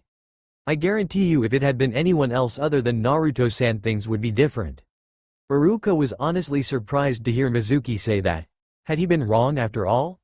Well, I wasn't expecting you to care so much, Mizuki-san. Well, can you blame me? If Naruto hadn't taken the attack head-on, who knows how many students would be in the hospital room right now. And then we'd have half the village split over what to do about Sasuke. I do consider myself a teacher first. Besides, people like Sasuke who think that the world owes them something always piss me off. In truth, what really bothered Mizuki was the fact the demon willingly made the decision to take the hit. Demons didn't do that, did they? I must admit, Sasuke's ego has put him in dire situations with his classmates before. Who was he trying to kid? Unless Sasuke was in charge of whatever team he was put in, then his ability to work with and as a team was near non-existent. Iruka had tried to help the boy where he could, but had ultimately been unable to reach the boy. The most emotion he had ever shown was with his rivalry with Naruto, and not even the Yamanaka were insane enough to try and understand what that was. Mizuki shook his head. He'll never make a good ninja if he can't work with the other students. So Iruka-san, what do you suggest? Iruka grabbed his chin. The only way I can think of that to happen is for Sasuke to get a much-needed reality check. He needs to see he's just a kid and not some hotshot savant. Well, Iruka-san, I think we should grab a bite to eat. I know this great sushi bar on the south side of the village. They have the best fish from here to Kiri. Iruka narrowed his eyes. He hadn't been expecting the show of camaraderie from Mizuki. But this would be an opportunity for him to try and understand his assistant a little better. Well, I guess I can spare some time, though I can't stay long. I need to prepare the class's history portion for tomorrow. I'm having trouble deciding whether or not they should go over. From there to the south side of town, the two teachers talked about possible lectures or improvements to the training, and soon enough Iruka seemed to forego mistrust to likable banter. Then the conversation turned towards a certain blonde in the class. I really don't think starting with that coup is a good way to start the one-time alliance Iwa and Konoha took against Suna. Mizuki looked towards Iruka aghast. What are you talking about? It's the perfect way to do it. It's that coup that would lead to the peace we have today being possible in the first place. Plus it was all the mistrust from that mission that would lead to Iwa and Konoha being enemies in the last war. Iruka grabbed his chin in thought. You may be right, Mizuki, but remembered even before then, one village was accusing the other for espionage, assassination. There was mistrust and hate all throughout that little battle. The alliance lasted for a week before our forces were fighting together. It took Hokage-sama and Tsuchikage-sama working together to stop it from turning into a three-way war. Hell, even with the two Kage it only lasted for another week. Mizuki put high hand up. I know, that's when we made peace with Suna to make Iwa back off and prevent another war. Though that backfired horrible. You really know you're tough, Mizuki. Mizuki grinned. Well, I didn't become a teacher for the pay, you know? Besides, you remember our academy days. Even though I was technically the top academic student in the class, one was always right behind you. You were just too worried about the next stupid stunt you would pull. Iruka sighed and leaned back in his seat. Yeah, I guess. I see a lot of my younger self in Naruto. Mizuki leaned in and whispered, so you really don't see him as the fox? Without a second thought, Iruka shook his head. Of course not. If he was the fox, I believe he would try and be discreet about himself. Instead, you have a loud-mouthed braggart who pulls pranks because it's the only way he can get people to even acknowledge his existence. Why? I already asked you? Were you lying? Mizuki looked away. Well, I'll admit it, yeah, I was. I saw the fox, and I still do. Mizuki trailed off and Iruka looked at him warily. I feel a but is coming, Mizuki-san. Yeah, but what he did today. He took Sasuke's attack, but demons would have jumped out of the way, right? I don't know what to think, you know. You hear something about someone for so long and that's what you believe. Well, Mizuki, let me tell you a story that happened over summer. Up until last year's term, I was indifferent about Naruto. I believed he was the fox too, but during the summer before last year I was in a small town near the border, Chiaki town. Asuna Nin had gone rouge and was holding hostages, an unnamed ninja, and I had to work together to save everyone. Turns out we had many of the same interests. Okay, and how does this have to do with Nort? Let me finish. As it turns out, that man was a former Iwa veteran. I learned not to listen to others, and I told him almost the same thing you told me when I learned that. Let me tell you what he told me. Step away from other people and their opinions and form your own. Talk to Naruto and make your own thoughts of him. I don't know, Iruka. Even you must some things against him? Iruka smiled. My only problem with Naruto is the same one I have with my entire class. One you'll soon have if you're a true teacher, and one every teacher has. He doesn't strive to reach his full potential. He wants to get strong, but because he believes there's no one he can go to get that help, he sticks with a screwed-up regimen. Really, that's it? He shrugged his shoulders. Other than that, Naruto's just a kid who thinks he's alone in this world. Most of his current faults he will grow out of with time and maturity. Iruka downed the last bit of his drink and stood up. Look, Mizuki, I won't fault you for how you thought of Naruto, but spend some time thinking about it, okay? If you feel like you can't be an unbiased teacher tomorrow, don't come in. With that he walked out, leaving Mizuki to his own thoughts. So Danzo, before you leave, let's you and I discuss business. What would you have, Hiruzen? I'm a busy man, though I may not look it. I read here you have a few assets in Iwa, is that correct? I have 3, 1 Junin, 1 construction worker and 1 medic nin. Why? I assume you were already aware of the ramen shop owner, Ichiraku? I learned of him a long time ago, and identified him as a non-threat. The man hasn't been a ninja in some time, let alone use chakra. He's retired. Did you validate the claims of him being a spy? Of course, what do you take me for a fool? Never, my friend. I want your people to dig into whatever they can find, see if he's truly inactive as a spy or not. I was made aware that you'd already interrogated him, Hiruzen. Did you not believe him? No, but you should know as well as I, that the only true retirement for spies is death. Very few actually manage to cut ties and quit. I want to know if he still has a way to contact and give him orders. Work under the assumption that he's still a spy, and I want one of your ninja to become a regular at his store. Keep an eye on him. Danzo got up, dusting himself off, the half-empty bottle of sake all but forgotten at the moment. Before I leave, may I ask why my ninja, Hiruzen? Hiruzen gave a very political smile. You know why, Danzo? I can disavow the actions made by root ninja who shouldn't be operating in the first place. But also you like to keep your ninja out of sight.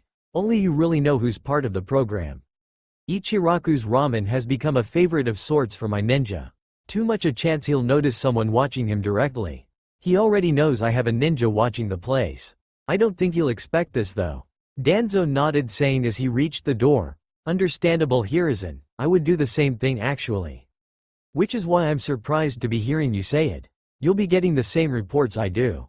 He opened the door and headed out, leaving behind his Nina, who had been bowed the entire time. Rise, Shirato-san, owl. An owl-masked Anbu flickered into position. Yes, Hokage-sama. Hiruzen looked to Owl and smiled. Please integrate Mrs. Shirato into my personal guard, and have Coyote go home on paid leave for the time. Yes, Hokage-sama, but if I may, I don't like this. I understand, Owl, but trust me. Teach her all the things she'll need to know and get her a proper Anbu mask. I think Sparrow will do. That will be your call sign from now on, understood? She nodded. Hi, Hokage-sama.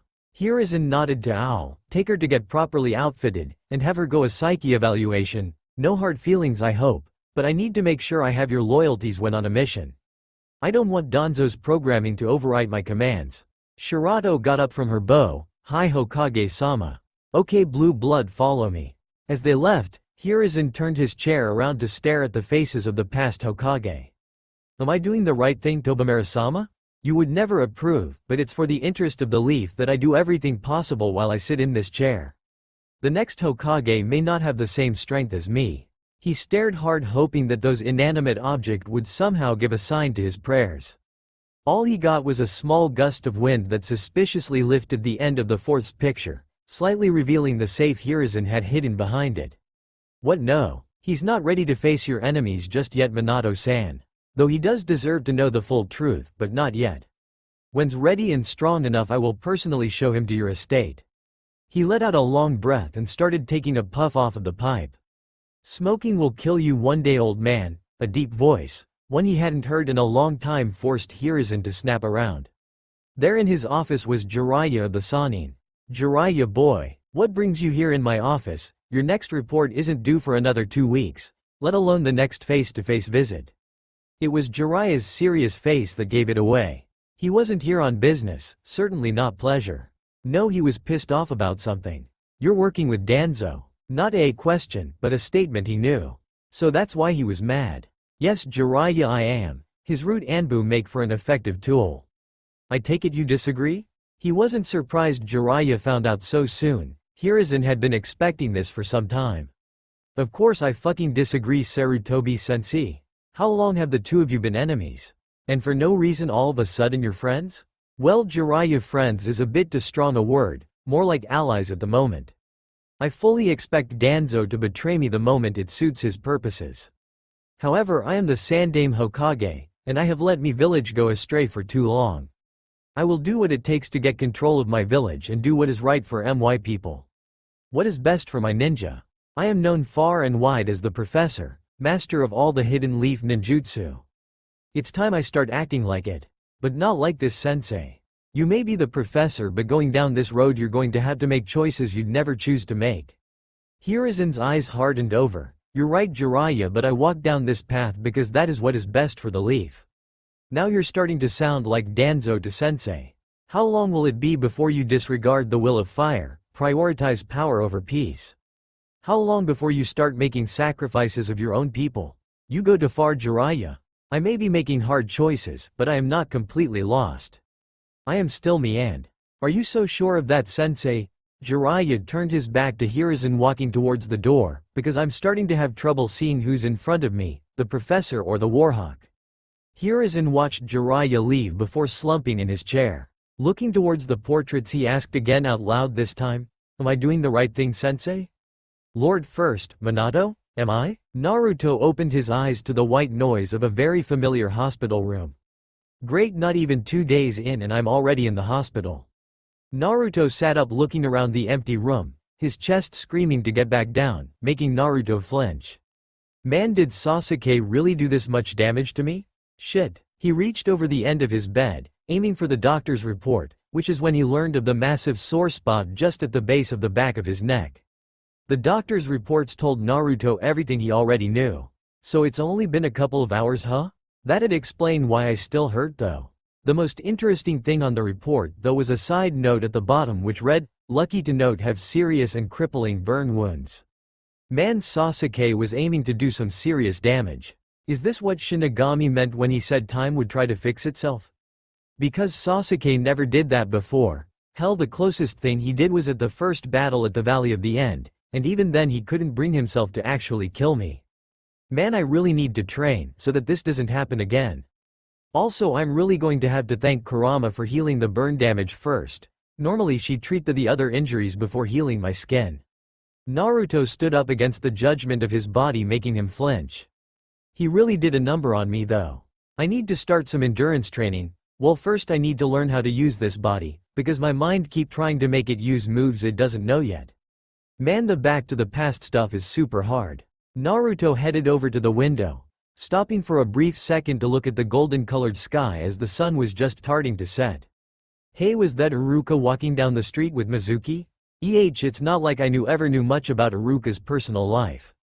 He'll learn eventually the person he really is. I just hope this time I can stop Iruka from being injured. Well, here goes nothing. He leapt out the window and onto the roof of a nearby shop a couple stories down. He had places to be, to train at where he wouldn't be interrupted. But first he needed some books. The library should still be open. Skip. Naruto grinned as he exited the library. He had never actually had any interest in going there before. The fact the lady who owned the shop absolutely hated Naruto didn't help. But a quick application of a hinge jutsu, some kashi, borrowed off of Iruka, and Naruto had a scroll detailing the basics of wind, earth and water style ninjutsu, as well as a basic defensive sword style. While Naruto's chakra nature hadn't been aligned to water style, he happened to know that after earth style the easiest element for him to learn to use was water. Putting the scrolls in the empty storage scroll he had kept, Naruto started wailing in the direction of Iruka's house. Training would have to wait. His body was in no condition to train. He'd only hurt himself worse. Though he did keep out the Kenjutsu scroll. It was known as the tortoise style, keeping a short to medium-length blade close to the body to deflect all attacks and then counter when the opponent left themselves open.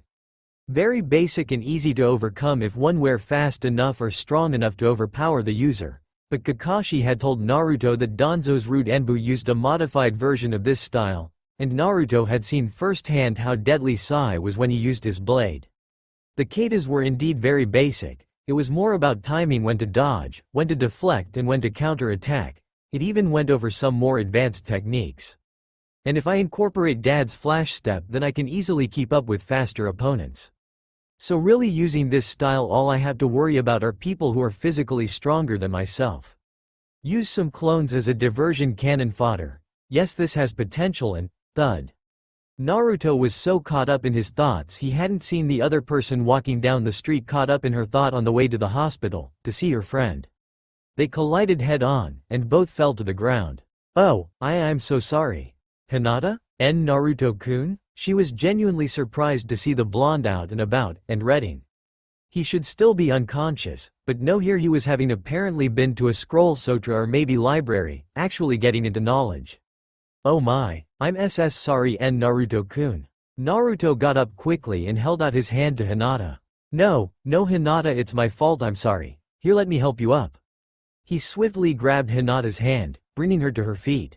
The close proximity contact, however, was too much for Hinata's brain. He's holding my hand. When she was on her feet, she promptly fell forward, onto Naruto's chest.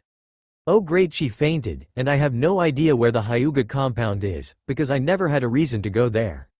Great, well, might as well bring her with me. He picked up Hinata bridal style. He was lucky the street he was walking wasn't occupied at the moment.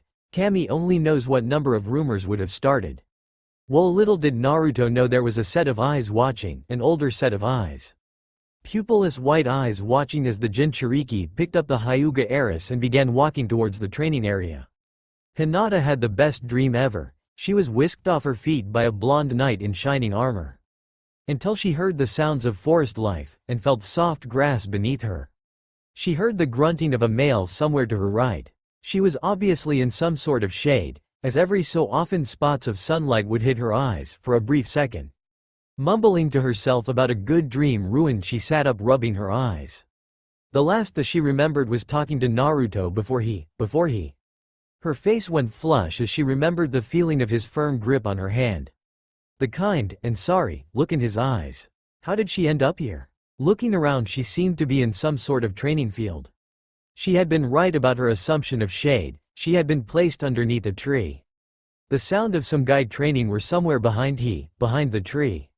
She took a peek and nearly fainted again at the sight of a bare-chested Naruto swinging his sheathed sword, swinging it down, then making a right to left, taking a step forward, then bringing the blade back so it was held diagonally against his chest, taking a step back, then he would repeat the maneuver again. Her eyes narrowed as she saw the signs of injury on Naruto's body. Had he been fighting someone? Then she saw him put the blade down and take a deep breath. It was still noontime if the sun setting was any indicator. She hadn't been out for very long.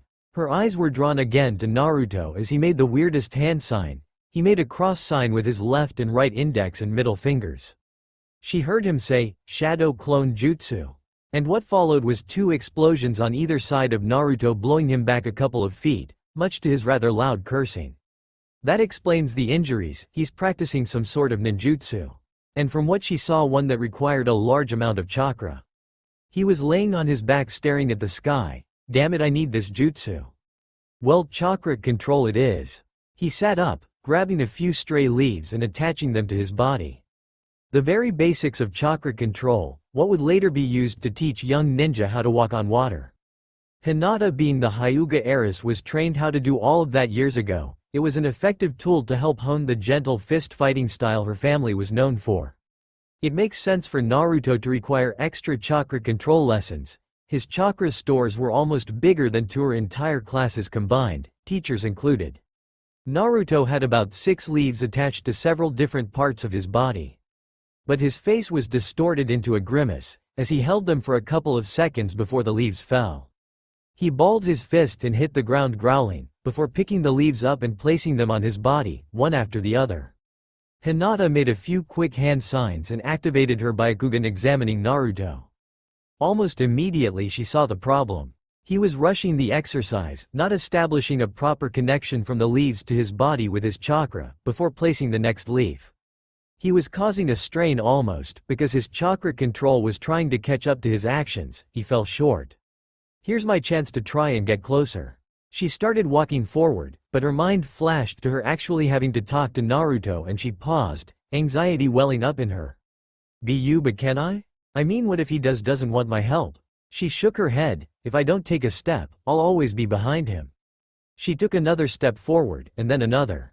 3 steps is all it took for Naruto to notice her presence. Oh, Hinata, you're awake finally. How are you feeling? She was nervous about something, but he did notice her eyes never left his chest, never actually meeting his gaze. What's on your mind? Your chakra control. Naruto grinned and rubbed his head. Yeah, I have a lot of chakra, so I have to train really hard, and chakra control's the hardest training I can do. But as you can see, I'm having a little difficulty. You're rushing it. Though it took a total of 5 minutes to say a few sentences, Hinata managed to explain what she had seen to Naruto, who stared at Hinata for a full 5 minutes, before giving her a big kiss on the forehead. Hinata, you're a genius. I could use you for training more often. He didn't get a response. In fact, he had moved out of Hinata's line of sight, and she was staring at one spot, but looking 1,000 miles away. A blush was creeping its way through her face. It was then Naruto realized what he had done. Oops. He gently, ever so gently poked her forehead.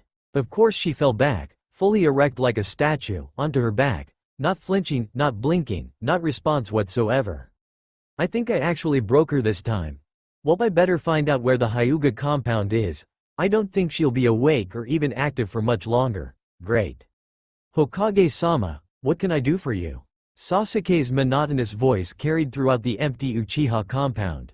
He had expected someone to show up, a teacher or maybe the principal, but definitely not the freaking Hokage himself. They were currently sitting in Sasuke's living room. Hello there, young Sasuke. You and I need to have a talk about your actions at school earlier. You seriously injured Naruto. Sasuke looked away. If you know what happened, then you know what he said. Sasuke being angry is not an excuse for the level of damage you intended to do to him. He's still your comrade. Peef, comrade? The Dobi's lucky I talked to him at all. Now Sasuke, I need you to understand, in this matter you meant deadly harm to another student. Those carry serious consequences. And why should I care? Up until a few days ago Naruto never took anything seriously. He acts like an idiot all the time with no care for how others think. He noticed the slight shift in Hiruzen's face. And do you know why Naruto acts out so much? Simple, because he wants to be the center of everyone's attention. He wants people to think he's going to be the greatest ninja ever without admitting he's nothing but a loser who can barely control his own chakra. So close to the truth, but thousands of miles away. What's that supposed to mean, Hokage-sama? It means you're wrong, Sasuke. Or at the least partly right. Naruto is a young boy deprived of attention by an entire village and almost his entire class. Acting a fool is the only way he knows for others to acknowledge him. Hiruzen stood up. He acts out so other will notice him. Even you must have noticed that most of the village hates Naruto. Yes, I have, Hokage-sama, but I can't figure out why. Everyone dislikes him, but no one is willing to talk about it. Why? A glint appeared in Hiruzen's eye. I'm not at liberty to say, Sasuke. But a smart boy like you? I'm sure you can figure it out. I will leave you with two things, Sasuke. Naruto is nothing like he appears to be. And finally, I will let you go with a warning, this time. The next time there will be serious consequences, the first of which will be your immediate expulsion from the Ninja Corps. Having said that, Hiruzen made a swift exit, one single memory playing through his mind. Are you so sure of that, sensei? Jiraiya turned his back to Hiruzen walking towards the door, because I'm starting to have trouble seeing who's in front of me, the professor or the Warhawk. That's all for now. If you enjoy this video, then please like, share and do comments.